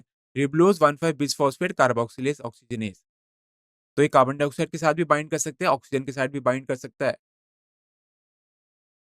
ठीक है, तभी इसको हम बोलते हैं RuBP carboxylase oxygenase. Carbon dioxide की कंसंट्रेशन ज्यादा होगी तो वो कार्बन डाइऑक्साइड के साथ बाइंड करेगा, ऑक्सीजन की कंसंट्रेशन ज्यादा हो जाएगी तो ये ऑक्सीजन के साथ बाइंड करता है, जिससे कि फोटो रेस्पिरेशन होता है। सेकंड रिडक्शन फेज है।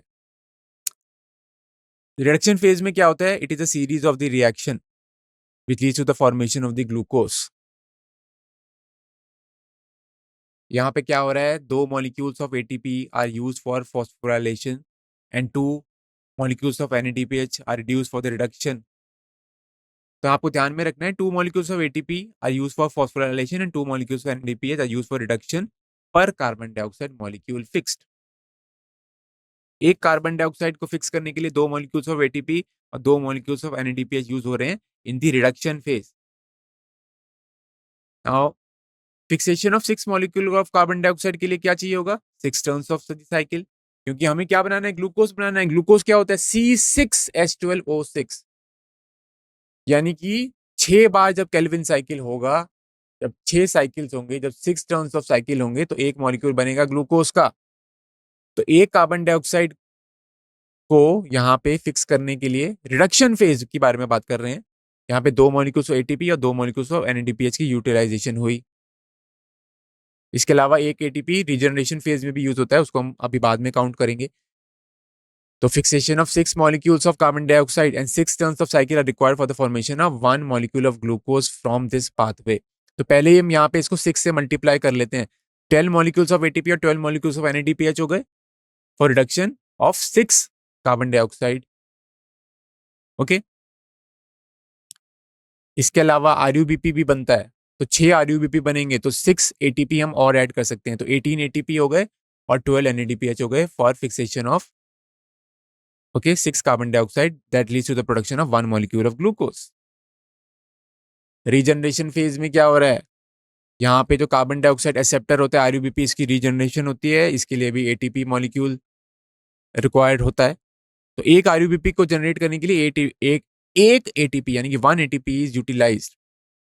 तो आप देख सकते हैं for every carbon dioxide fixation in the Calvin cycle 3 molecules of ATP are required, ठीक है, 2 मॉलिक्यूल्स यहाँ पे थे, एक मॉलिक्यूल्स एटीपी का आरयूबीपी बनाने में यूज हो गया, 3 मॉलिक्यूल्स ऑफ एटीपी हो गए और 2 मॉलिक्यूल्स ऑफ एनएडीपीएच यूज हुए एक कार्बन डाइऑक्साइड को फिक्स करने के लिए। तो 6 कार्बन डाइऑक्साइड को फिक्स करना है हमें, 6 कार्बन डाइऑक्साइड तभी ग्लूकोज बनेगा, तो इंटू 6 कर दीजिए, तो 6 into 3 will be 18 molecules of ATP and 12 molecules of NADPH are required for fixation of 6 molecule of carbon dioxide for the production of 1 molecule of glucose।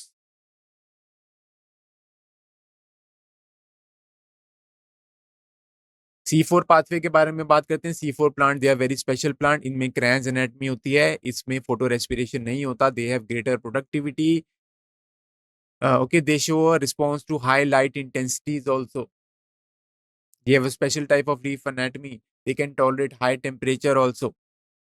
तो ये क्रैंस एनाटमी क्या होता है? जो वेस्कुलर बंडल्स होते हैं, they are surrounded by a sheath of cells known as the bundle sheath cells. Bundle sheath cells में भी क्लोरोप्लास्ट प्रेजेंट होता है, ठीक है। तो यहाँ पे C4 प्लांट्स में क्या होता है? Vascular bundle they are surrounded by bundle sheath cells, इसको बोलते हैं हम क्रैंस एनाटमी बोलते हैं। क्रैंस का मतलब होता है wreath and is the reflection of arrangement of the cells. Bundle sheath cell जो होते हैं they may form several layers around the vascular bundles. Bundle sheaths में क्या होते हैं? वहां पे लार्ज साइज क्लोरोप्लास्ट मौजूद होते हैं, कि थिक वॉल्स होती है which are impervious to gas exchange and they have no intercellular spaces. तो ये जो कैरेक्टरिस्टिक है बंडल शीथ सेल्स के, this helps in the concentration of carbon dioxide in the bundle sheath cells.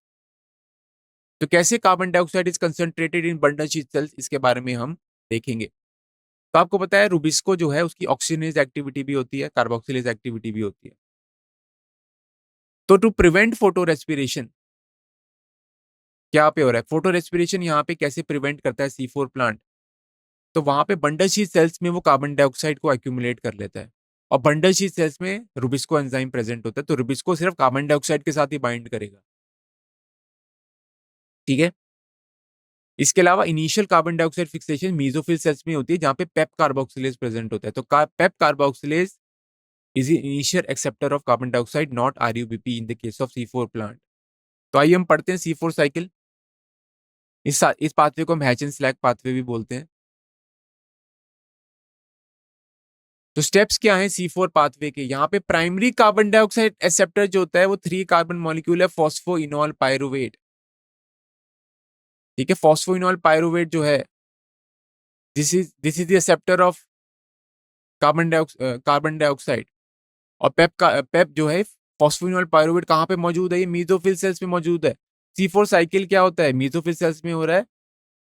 ठीक है, यहाँ पे 2 सेल्स इन्वॉल्व है, मीजोफिल सेल्स और बंडल शीट सेल्स। ओके, आपको ध्यान में रखना है primary carbon dioxide acceptor is the 3 molecular compound 3 carbon molecule known as phosphoenol pyruvate. ये जो रिएक्शन है इसको कैटेलाइज कौन कर रहा है, पेप कार्बोक्सिलेज। तो पेप carboxylase is present in the mesophyll cells, और यहाँ पे Rubisco is absent in the mesophyll cells.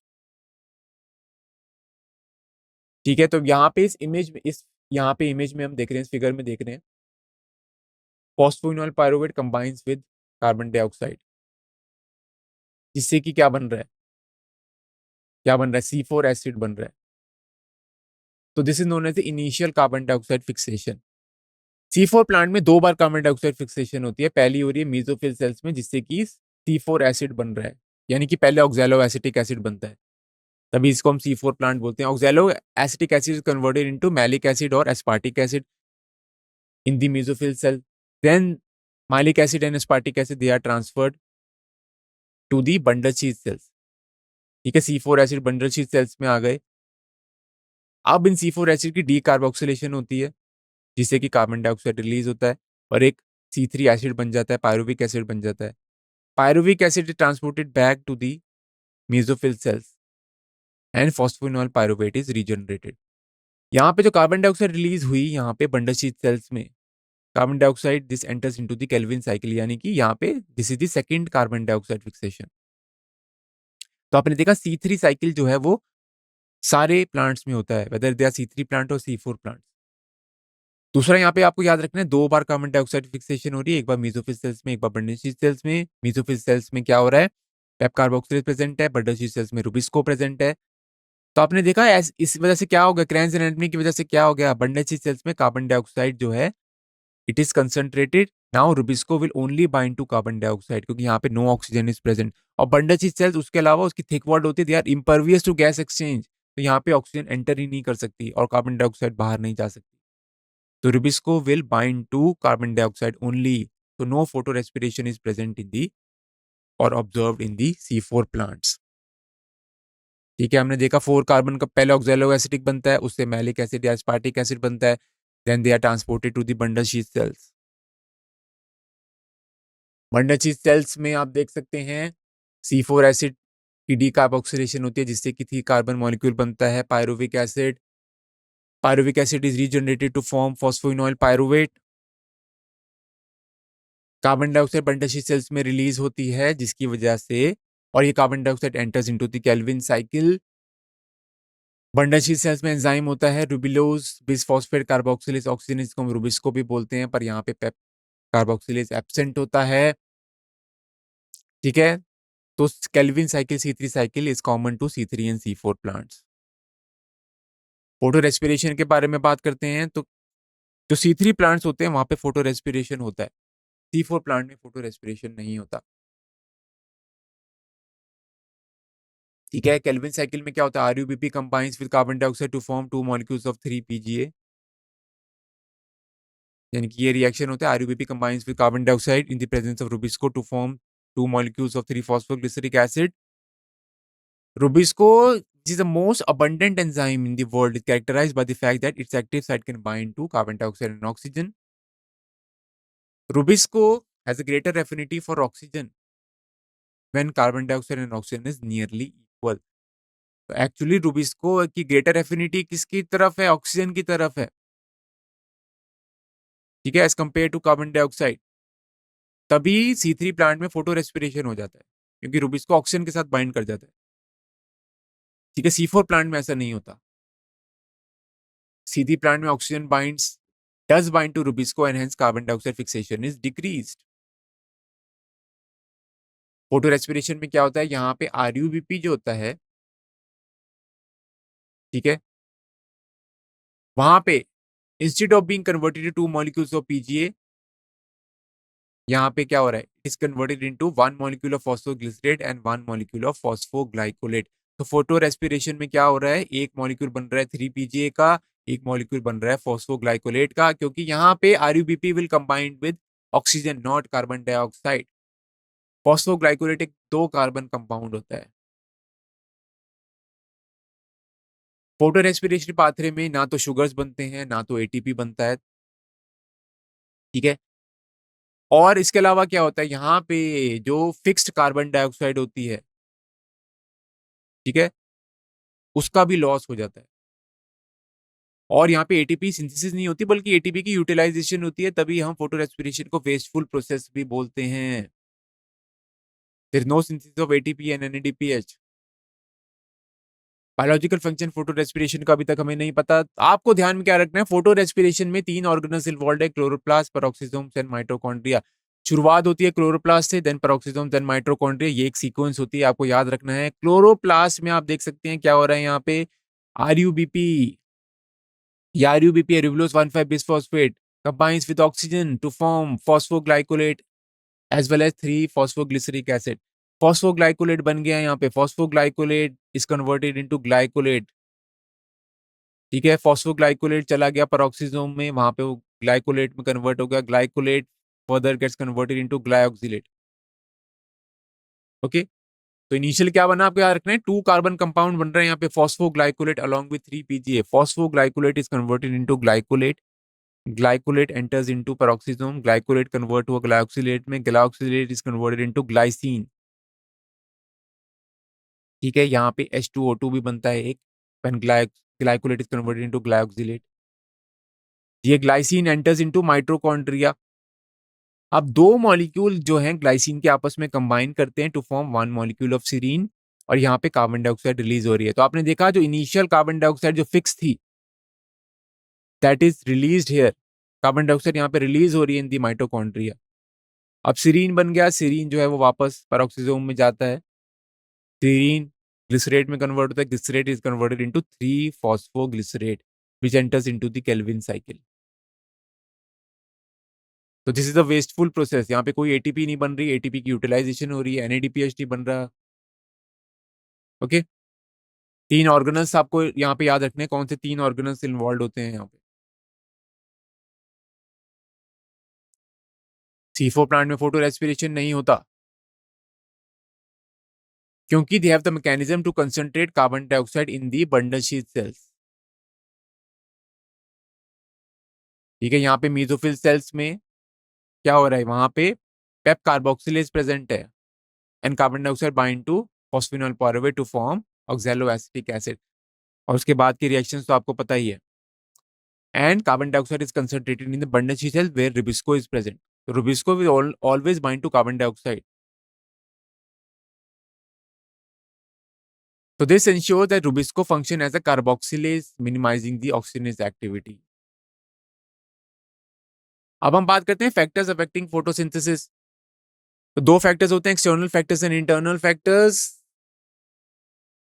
ठीक है। इंटरनल फैक्टर्स के बारे में बात करें तो कौन कौन से होते हैं? Number of the leaves, number ज्यादा होंगे लीफ के, फोटोसिंथेसिस का रेट ज्यादा होगा। लीफ का साइज बड़ा होगा, फोटोसिंथेसिस ज्यादा होगा। एज ऑफ लीफ, तो अगर बहुत ही यंग लीफ है तो उसमें क्लोरोफिल अच्छे से डेवलप नहीं होता, तो वहां पे फोटोसिंथेसिस कम होगा। मैच्योर लीफ में क्लोरोफिल जो है that are very well developed, so there will be maximum rate of photosynthesis. जो ओल्ड लीव्स होते हैं वहां पे क्लोरोफिल डिग्रेड हो रहा होता है, तो there will be you can say minimum photosynthesis rate. Orientation of leaf is very important. Horizontal leaves अगर होंगे तो वो मैक्सिमम लाइट को अब्जॉर्ब करेंगे, मैक्सिमम फोटोसिंथेसिस होगा। वर्टिकल लीव्स होंगे तो मिनिमम लाइट को अब्जॉर्ब करेंगे। मीजोफिल सेल, जितने ज्यादा मीजोफिल सेल्स होंगे उतना ज्यादा रेट ऑफ फोटोसिंथेसिस होगा, क्योंकि मीजोफिल सेल्स में क्लोरोप्लास्ट होता है, क्लोरोप्लास्ट में क्लोरोफिल होता है। इंटरनल कार्बन डाइऑक्साइड कंसंट्रेशन ज्यादा होगी तो rubisco will bind to carbon dioxide, इसकी वजह से रेट ऑफ फोटोसिंथेसिस इंक्रीज होगा। क्लोरोफिल का अमाउंट ज्यादा होगा तो फोटोसिंथेसिस ज्यादा होगा। इंटरनल फैक्टर्स जो हैं उनके बारे में हम बात करी, अब हम एक्सटर्नल फैक्टर्स के बारे में बात करेंगे जो कि sunlight, temperature, carbon dioxide and water हैं। ब्लैकमैन्स लॉ के बारे में पहले हम पढ़ लेते हैं। तो ब्लैकमैन्स लॉ ऑफ लिमिटिंग फैक्टर, ये लॉ क्या कहता है कि अगर कोई भी केमिकल प्रोसेस है that is affected by more than one factor, then the rate of that process, that rate of that reaction will be determined by the factor which is nearest to its minimum value। यानी कि अगर कोई एक process है, कोई chemical reaction है, ठीक है, that is affected by multiple factors, तो वो फैक्टर जो कि मिनिमम क्वांटिटी में है that will determine the rate of the reaction. और उस फैक्टर की हम क्वांटिटी को अगर चेंज करते हैं that will directly affect the rate of the reaction. Example के तौर पे, despite the presence of green leaf and optimal light and carbon dioxide condition, the plant may not photosynthesize if the temperature is very low। तो green leaf भी यानी chlorophyll भी present है, optimum light भी present है, carbon dioxide भी present है, सब चीजें प्रेजेंट है, फिर भी फोटोसिंथेसिस नहीं होगा या उसका रेट कम होगा अगर टेम्परेचर बहुत कम है। तो टेम्परेचर यहाँ पे लिमिटिंग फैक्टर हो गया। जैसे ही हम ऑप्टिमम टेम्परेचर देंगे तो फोटोसिंथेसिस स्टार्ट हो जाएगी। लाइट के बारे में पहले बात करते हैं। तो इनिशियली क्या होता है, रेट ऑफ फोटोसिंथेसिस और लाइट इंटेंसिटी का आपको यहाँ पे ग्राफ दिखाया गया है। इनिशियली क्या होता है, रेट ऑफ फोटोसिंथेसिस और लाइट के बीच में लीनियर रिलेशनशिप होता है, यानी कि लाइट इंटेंसिटी बढ़ेगी तो रेट ऑफ फोटोसिंथेसिस भी लीनियरली बढ़ेगा। फिर एक प्लेटू आ जाता है, ठीक है। ये प्लेटू क्यों आता है, क्योंकि जो बाकी के फैक्टर्स जो हैं वो लिमिटिंग हो जाते हैं। और क्या होगा, अगर ज्यादा लाइट इंटेंसिटी होगी, eight high light intensity chlorophyll A molecule की भी फोटो ऑक्सीडेशन हो जाती है, जिसकी वजह से रेट ऑफ फोटोसिंथेसिस डिक्रीज होगा। तो पहले लीनियरली इंक्रीज करेगा रेट ऑफ फोटोसिंथेसिस, फिर प्लेटू आ जाता है, फिर उसके बाद क्या होगा, क्लोरोफिल ए मॉलिक्यूल डैमेज हो जाएगा at very high light intensity. At high light intensity gradually the rate does not show further increase as other factors become limiting. तो इनिशियली तो बढ़ेगा, उसके बाद एक प्लेटू आ जाता है because other factors become limiting. Light saturation occurs in 10% of full sunlight, you should remember this। That's why light is never a limiting factor। light बहुत ही ample amount में available है, तो light usually limiting factor नहीं होता except for plant that are under the shade। अगर हम light intensity को बहुत ज्यादा बढ़ा दें तो फोटो ऑक्सीडेशन हो जाएगी chlorophyll A molecule, that will lead to decrease in photosynthesis. Carbon dioxide concentration के बारे में बात करते हैं। Carbon dioxide is the major limiting factor for photosynthesis. Atmosphere में कार्बन डाइऑक्साइड कंसंट्रेशन आपको पता है वो काफी कम है, 0.03 टू 0.04% है। अगर हम कार्बन डाइऑक्साइड कंसंट्रेशन 0.05 कर दें तो रेट ऑफ फोटोसिंथेसिस बढ़ेगा, पर इससे ज्यादा अगर हम बढ़ा दें 0.05 से तो वो डैमेजिंग हो जाता है। C3 और C4 plant respond differently to carbon dioxide concentration. और आपको याद रखना है लो लाइट कंडीशंस में क्या होता है, C3 और C4 plant do not respond to high carbon dioxide conditions. Low light conditions में तो लाइट यहाँ पे लिमिटिंग फैक्टर हो गया। कार्बन डाइऑक्साइड कंसंट्रेशन हम बढ़ाते रहें तो फोटोसिंथेसिस के रेट में कोई भी चेंज नहीं होगा।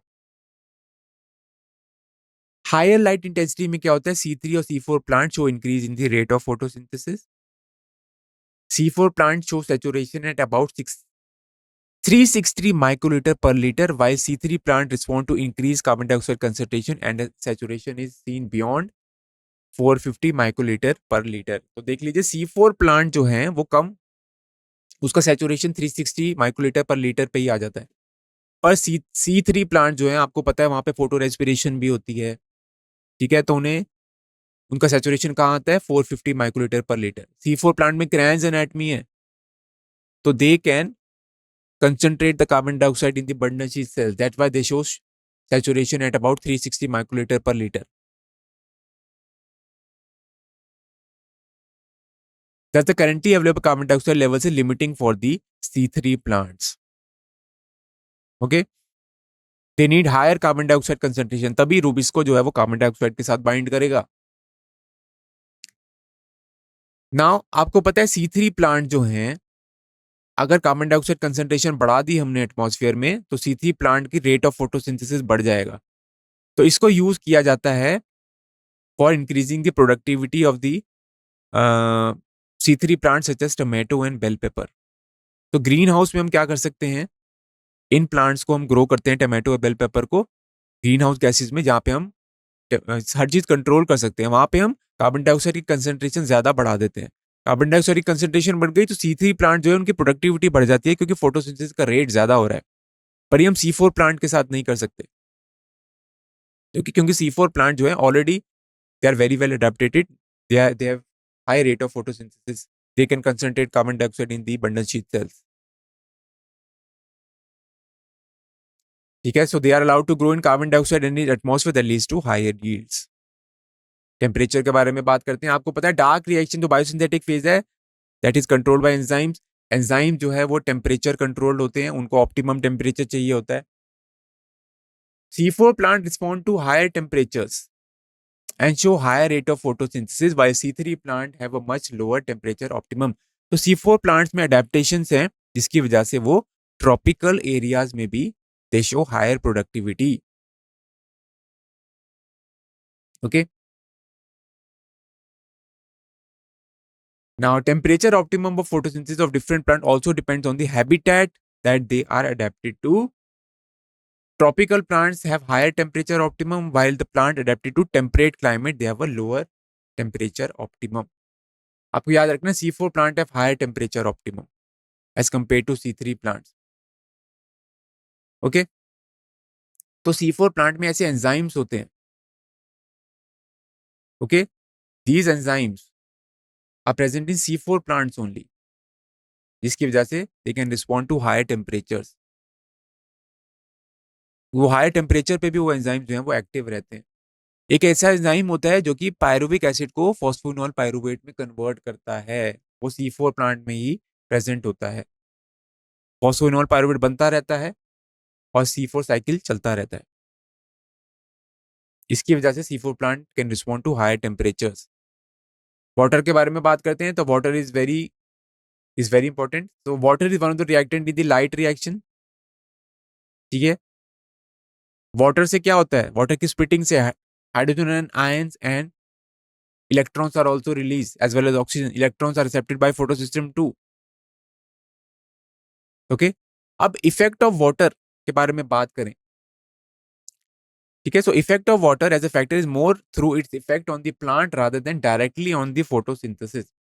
तो पानी की कमी हो जाती है तो स्टोमेटा क्लोज हो गया तो carbon dioxide will be not absorb from the atmosphere, तो रेट ऑफ फोटोसिंथेसिस कम हो जाएगा.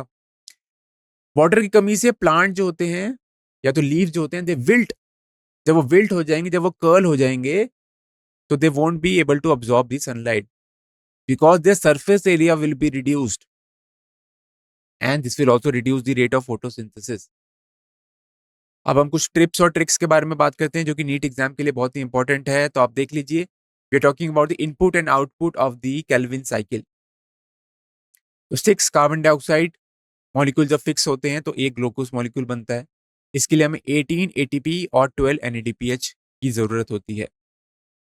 इनपुट और आउटपुट आपको याद रखना है यहाँ पे, तो दिस इज वेरी इंपॉर्टेंट. एक ग्लूकोज मॉलिक्यूल को बनाने के लिए 6 कार्बन डाइऑक्साइड मॉलिक्यूल चाहिए, 18 ATP चाहिए और 12 NADPH चाहिए. केल्विन ने जो डार्क रिएक्शन स्टडी कहाँ किए थे, क्लोरेला और सेनेडस में, जो कि ग्रीन एल्गी हैं. 6 turns of Calvin cycles are required for the formation of 1 molecule of glucose. क्योंकि 6 carbon dioxide molecules are required for synthesis of 1 molecule of glucose which is a hexose.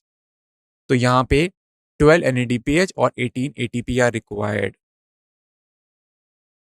Carbon dioxide compensation point के बारे में बात कर लें तो C4 plant के लिए वो 0 to 10 ppm है और C3 प्लांट के लिए 25 to 100 ppm है। कंपनसेशन पॉइंट क्या होता है? Refers to the specific light intensity और carbon dioxide concentration where the rate of photosynthesis equals the rate of respiration resulting in no net exchange of the gases. तो I hope ये session जो है वो आपको काफी नॉलेजेबल लगा होगा। ठीक है, अब हम शुरुआत करेंगे नीट प्रीवियस ईयर क्वेश्चन की। So now we'll discuss the NEET previous year questions for the chapter photosynthesis in higher plants. पहला क्वेश्चन यहाँ पे हम ले लेते हैं, which pigment acts directly to convert light energy to chemical energy? कौन सा ऐसा पिगमेंट होता है जिससे कि लाइट एनर्जी केमिकल एनर्जी में कन्वर्ट हो जाती है ड्यूरिंग फोटोसिंथेसिस? तो ऑप्शंस क्या हैं? ऑप्शन नंबर ए है क्लोरोफिल ए, ऑप्शन बी है क्लोरोफिल बी, सी है ज़ैंथोफिल और डी है कैरोटीनोइड्स। इस क्वेश्चन का आंसर क्या होगा?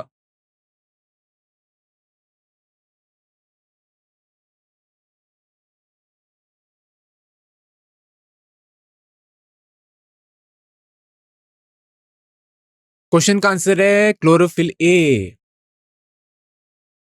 एक्सप्लेनेशन देख लेते हैं।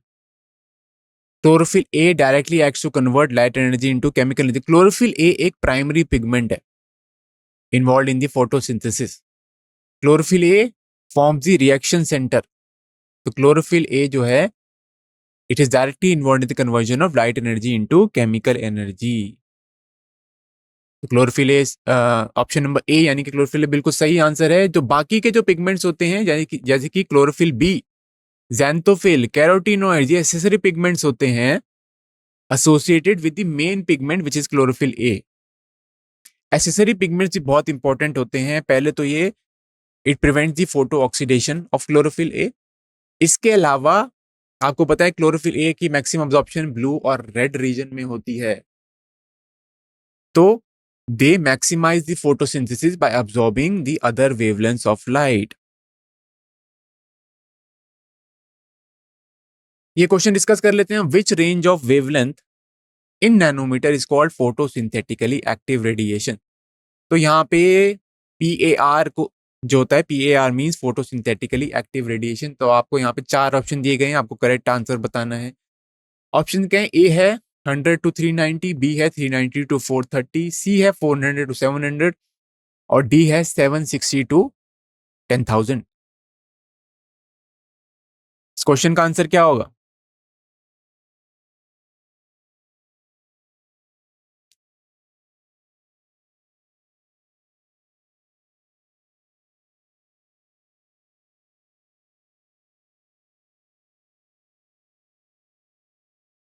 आंसर है option number C 400 to 700।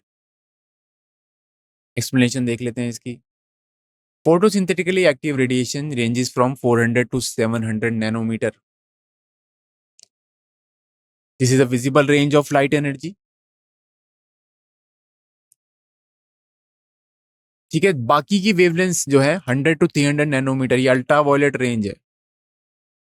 390 to 430 ये इंफ्रारेड रेंज है। 760 to 10,000 this the mid infrared range. तो आप देख लीजिए ये जो है जब हम विजिबल लाइट को स्प्लिट करते हैं प्रिज्म से तो आपने देखा होगा एक स्पेक्ट्रल कंपोनेंट्स में वो ब्रेक हो जाता है। तो 400 to 700 नैनोमीटर आपको दिखाया गया यहाँ पे, ये विबग्योर होता है पूरा। ओके, तो रेंज ऑफ वेवलेंथ जिसको हम PAR बोलते हैं वो 400 से लेकर 700 नैनोमीटर तक होती है। क्वेश्चन डिस्कस कर लेते हैं। Which light range is most effective in photosynthesis. कौन सी जो लाइट है that is most effective in photosynthesis?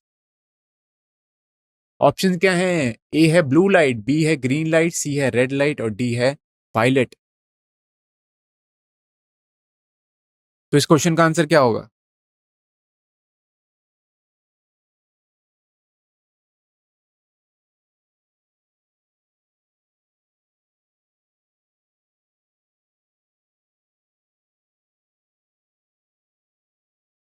Question का आंसर है रेड लाइट।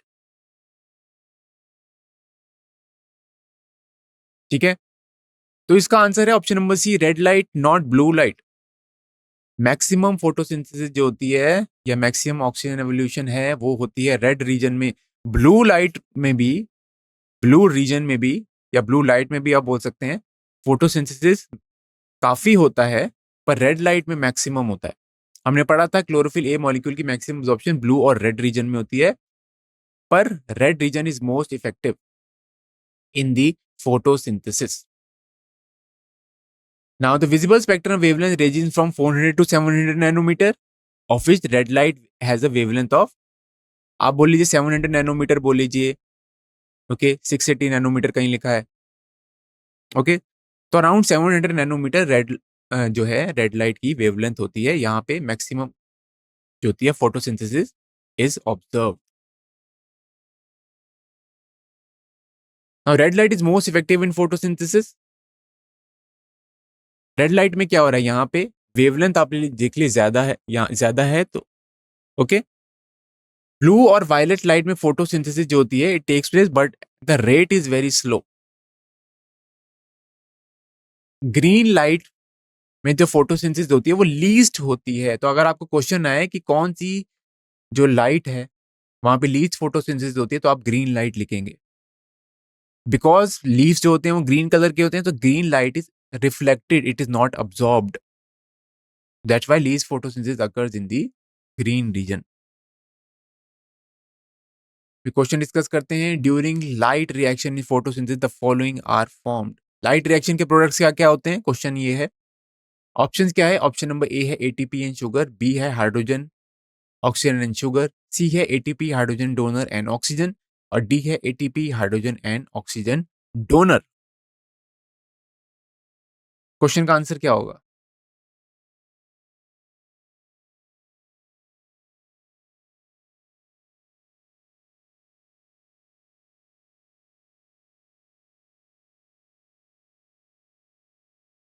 इसका आंसर है option number C, ATP hydrogen donor and oxygen. Explanation देखते हैं इसकी। Light dependent reaction uses solar power to generate ATP and NADPH, यानी कि light reaction में light energy is converted into chemical energy in the form of ATP and NADPH. Now, these two molecules provide chemical and reducing power to sugar synthesis reactions of the Calvin cycle. यानी कि ये दोनों जो products हैं, they are utilized in the Calvin cycle for the synthesis of the sugar. इसके अलावा light reaction में oxygen भी रिलीज होती है।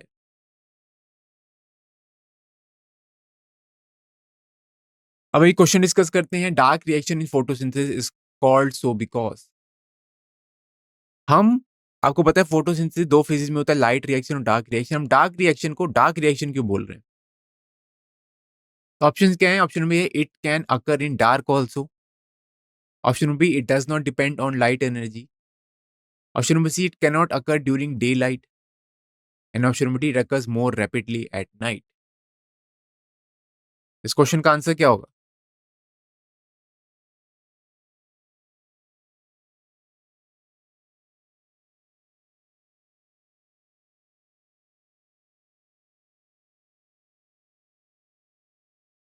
क्वेश्चन का आंसर है option number B, it does not depend on light energy. B बिल्कुल सही आंसर है इसका। एक्सप्लेनेशन देखते हैं इसकी। Dark reaction is called as such because it does not depend on light, it only depends on the product of the light reaction. Okay, इसको हम light independent reaction भी बोल सकते हैं। इसके अलावा इनको बायोसिंथेटिक फेज भी बोलते हैं। इस क्वेश्चन को डिस्कस कर लेते हैं। PEP is a primary carbon dioxide acceptor in, P मतलब phosphoenol pyruvate is a primary carbon dioxide acceptor in which cycle? तो ऑप्शंस क्या है आपके? ऑप्शन नंबर ए है C4 प्लांट्स, बी है C3 प्लांट, सी है C2 plants. Okay, and then option number D is both C3 and C4 plants. Question का answer क्या होगा?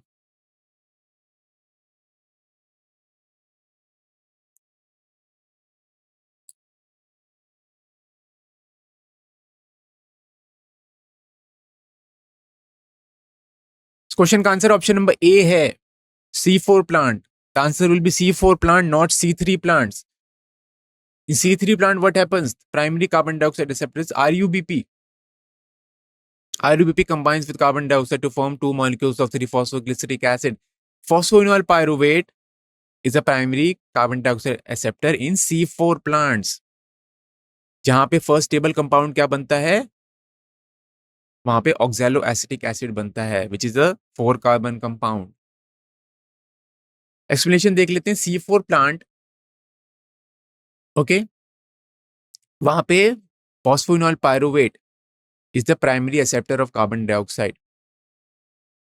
Okay, so this is done to avoid the sensitivity of the RUBP carboxylase oxygenate to high concentration of oxygen.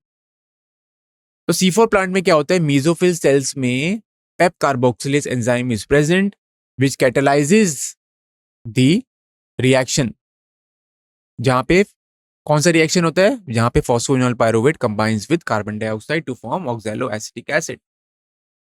और यहाँ पे RUBP carboxylase oxygenase यानी कि Rubisco वो bundle sheath cells में प्रेजेंट होता है. ओके, वो बंडल शीट सेल्स में प्रेजेंट होता है जहां पे कार्बन डाइऑक्साइड इज कंसंट्रेटेड और वहां पे रुबिस्को सिर्फ कार्बन डाइऑक्साइड के साथ ही बाइंड करेगा.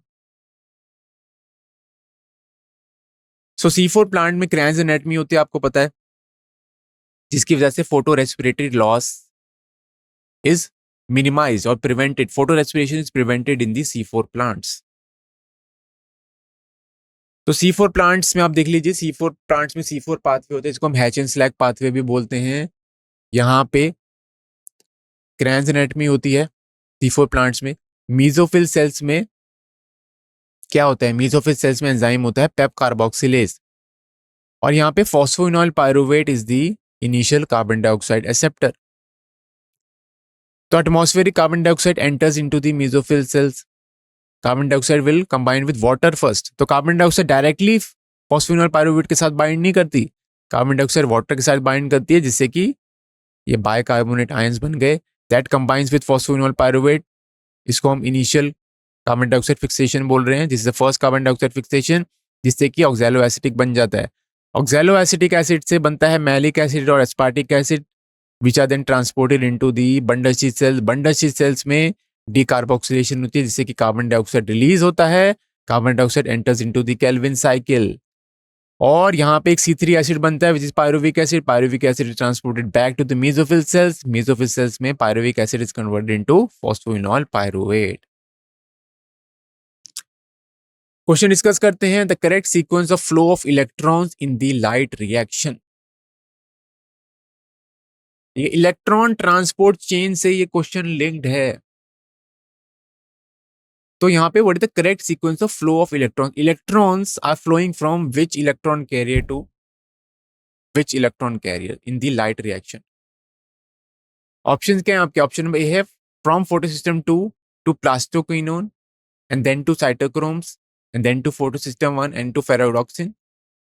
ऑप्शन नंबर बी, फोटोसिस्टम 1 से क्या शुरुआत होती है लाइट रिएक्शन की, and then to plastoquinone and then to cytochrome and then to photosystem 1 and ferredoxin.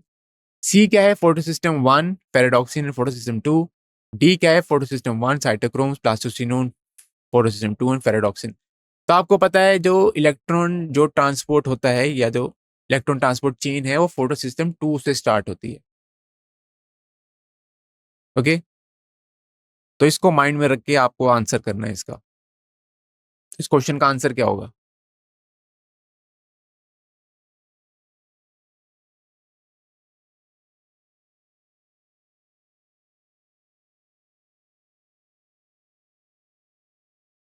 तो इस क्वेश्चन का सही आंसर है ऑप्शन नंबर ए, फोटोसिस्टम 2.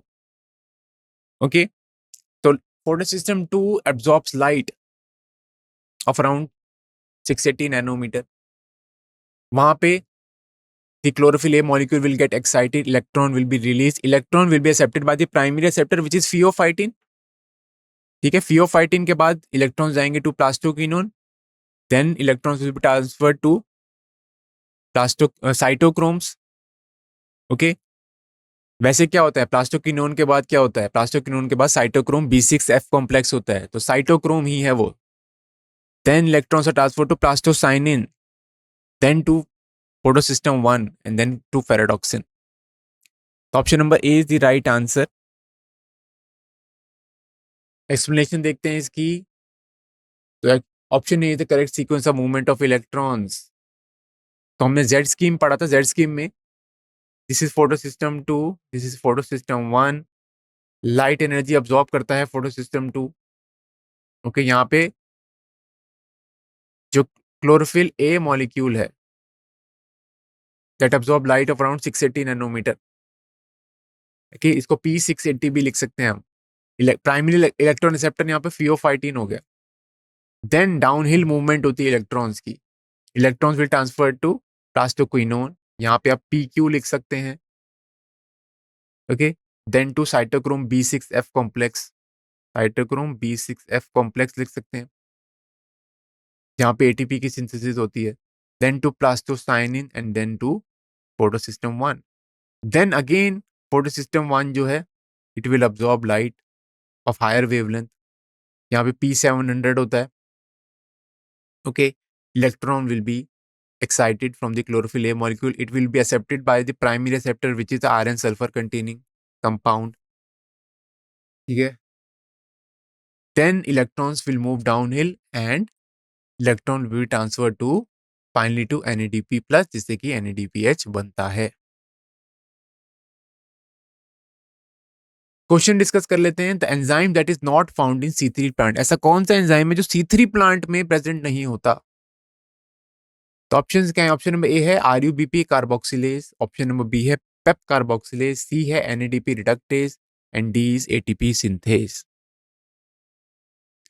इस क्वेश्चन का आंसर क्या होगा?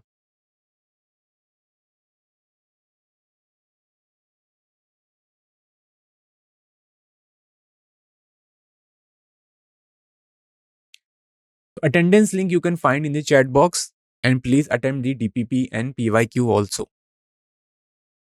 That is very important.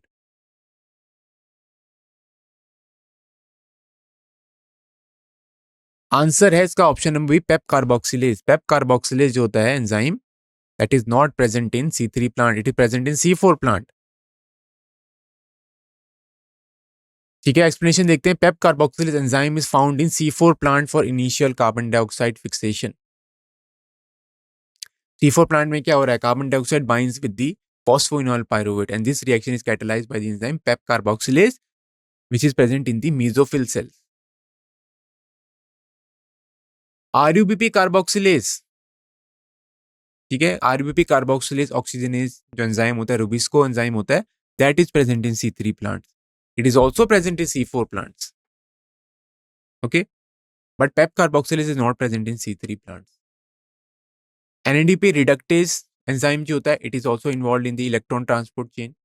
NADP reductase क्या करता है? It helps in the formation of NADPH. ATP synthase enzyme के बारे में हमने पढ़ा था केमी ऑस्मोसिस में. तो this enzyme is used in the ATP synthesis. Question discuss कर लेते हैं. The reaction that is responsible for the primary fixation of carbon dioxide is catalysed bye.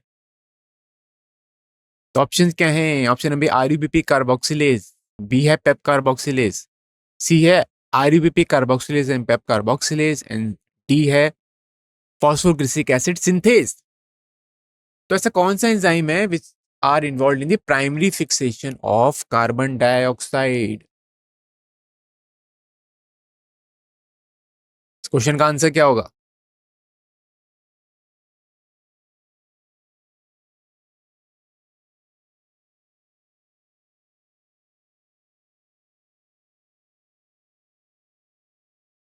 इस क्वेश्चन का आंसर ऑप्शन नंबर सी होगा. तो इसका आंसर ऑप्शन नंबर ए या B नहीं है. इसका आंसर होगा option number C, RUBP carboxylase and PEP carboxylase. ठीक है, तो यहां पे पूछा जा रहा है reaction that is responsible primary fixation of carbon dioxide. तो RUBP carboxylase is for C3 plant, PEP carboxylase you will write for C4 plant. तभी हम दोनों एंजाइम को लिखेंगे यहाँ पे. ठीक है, क्योंकि यहाँ पे स्पेसिफाई नहीं किया गया कि C3 प्लांट और C4 प्लांट के बारे में पूछ रहे हैं. They are only asking which enzyme और which reaction is responsible for the primary fixation of carbon dioxide. Explanation देखते हैं इसकी। In C3 plant IUPAC carboxylase fixes the atmospheric carbon dioxide, जिससे कि 2 मॉलिक्यूल्स ऑफ 3 फॉस्फोग्लिसरिक एसिड बनते हैं। Whereas in C4 plant PEP carboxylase is involve in the primary carbon dioxide fixation, जिससे कि oxaloacetic acid बनता है। ठीक है, this is Hatch and Slack pathway, we have already discuss this. Okay, यहाँ पे इनिशियल कार्बन डाइऑक्साइड फिक्सेशन जो हो रही है आपकी, in that PEP carboxylase is involve.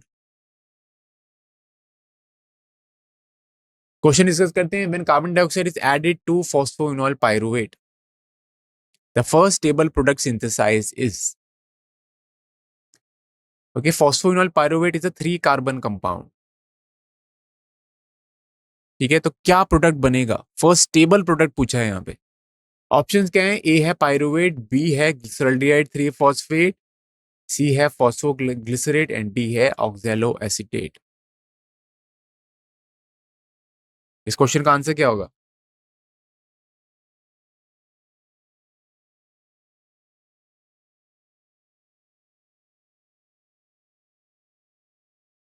Answer है option number D, oxalo acetate.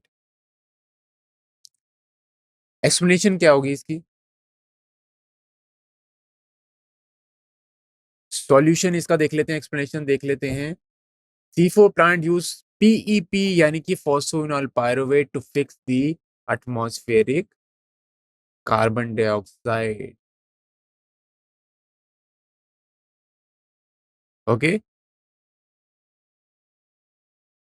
in a normal photosynthetic cycle RUPP carboxylase is used to trap carbon dioxide in C3 plants, जहां पे क्या बनता है? 2 मॉलिक्यूल्स ऑफ 3 कार्बन कंपाउंड, जिसको हम बोलते हैं 3 फॉस्फोग्लिसरिक एसिड। पर C4 प्लांट में क्या होता है? ऑक्सैलो एसीटेट बनता है when phosphoenol pyruvate combines with carbon dioxide in the presence of enzyme PEP carboxylase। ठीक है, this is the hatch and Slack pathway. आप देख सकते हैं C4 पाथवे बोलते हैं इसको।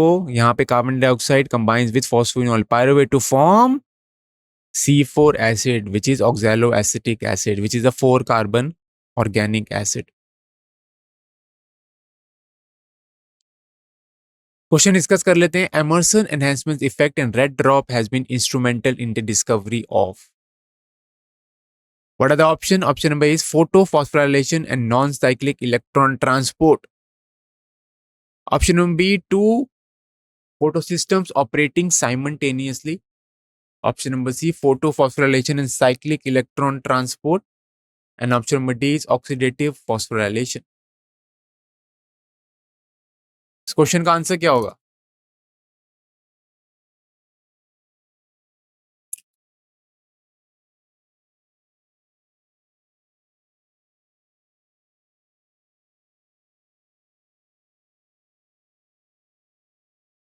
आंसर है option number B, 2 photosystem operating simultaneously.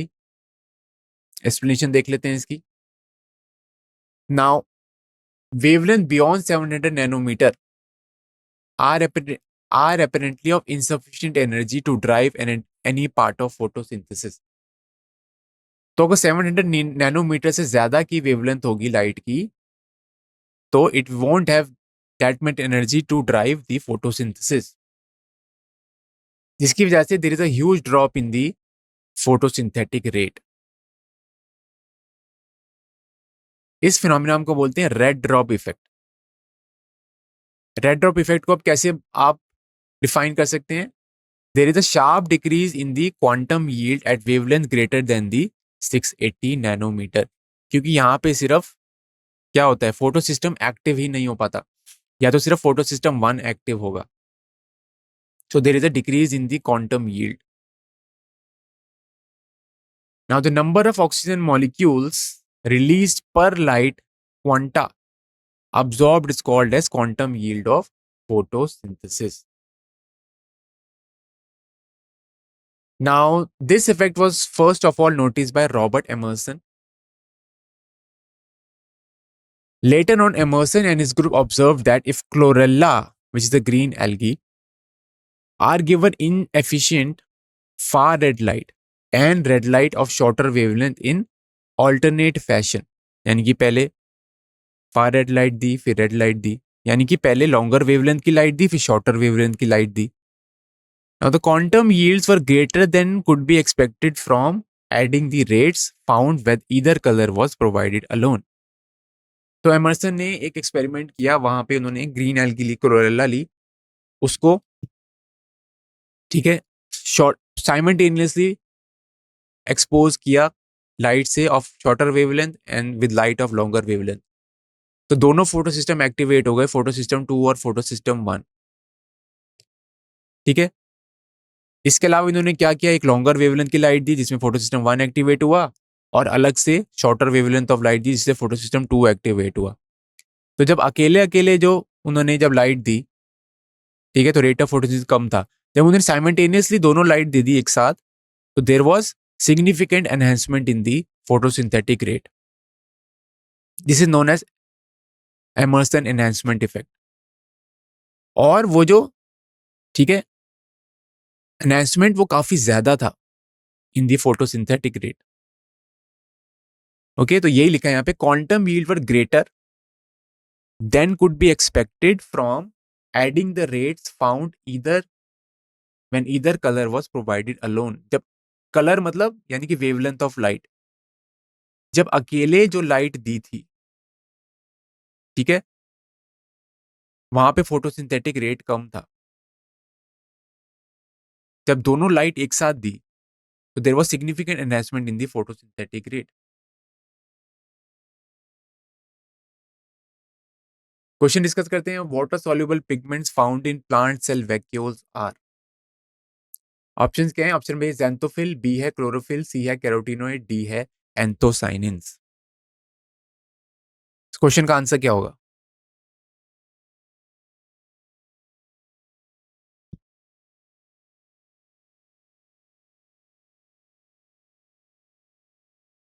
Question का answer option number D anthocyanins है. एक्सप्लेनेशन देख लेते हैं. Now many leaf produce water soluble vacuolar pigments which are stored within the cell vacuoles. Okay. Now two major classes of leaf vacuolar pigments are anthocyanin and betalains. So anthocyanin, they are the water soluble pigments which are present in the plant cell vacuole. Plant cell जो होता है इसका characteristic feature है presence of large vacuoles, जिसमें ये pigments भी store होते हैं. क्वेश्चन डिस्कस करते हैं. In a chloroplast the highest number of protons are found in. Protons यानी कि H+. ऑप्शंस क्या है? ए है स्ट्रोमा, बी है ल्यूमन ऑफ थाइलाकोइड, सी है इंटरमेम्ब्रेन स्पेस, और डी है एंटीना कॉम्प्लेक्स. क्वेश्चन का आंसर क्या होगा?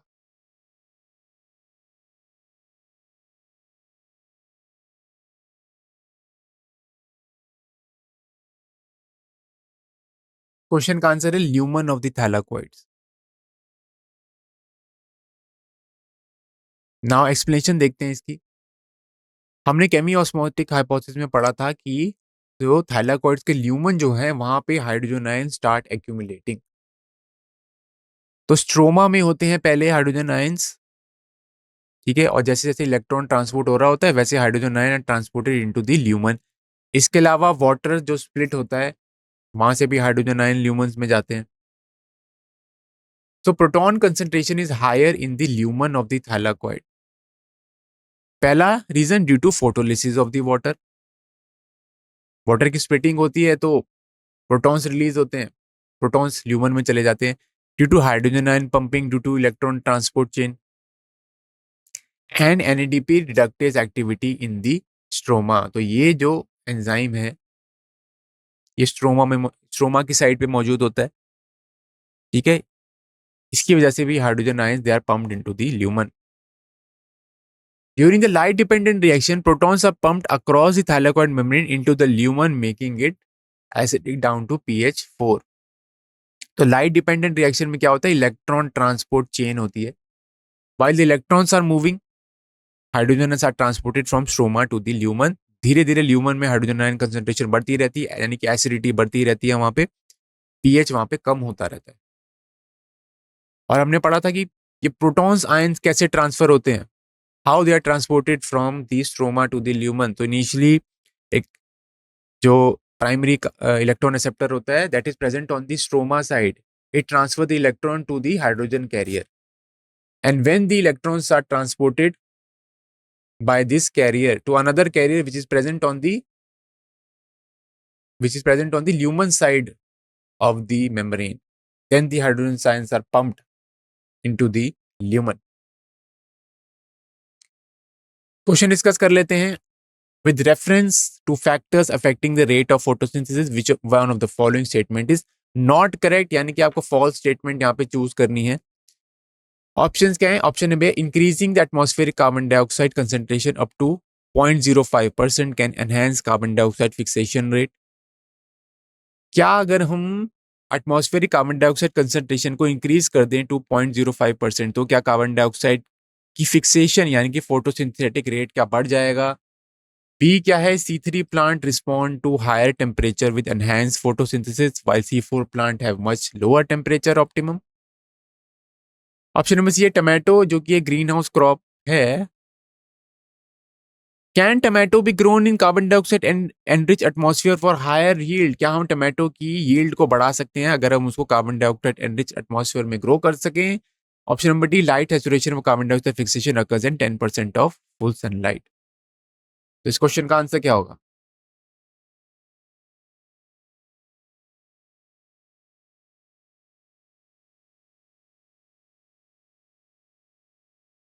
आंसर है ऑप्शन नंबर बी इसका. C3 plants respond to higher temperature with enhanced photosynthesis while C4 plant have much lower temperature optimum.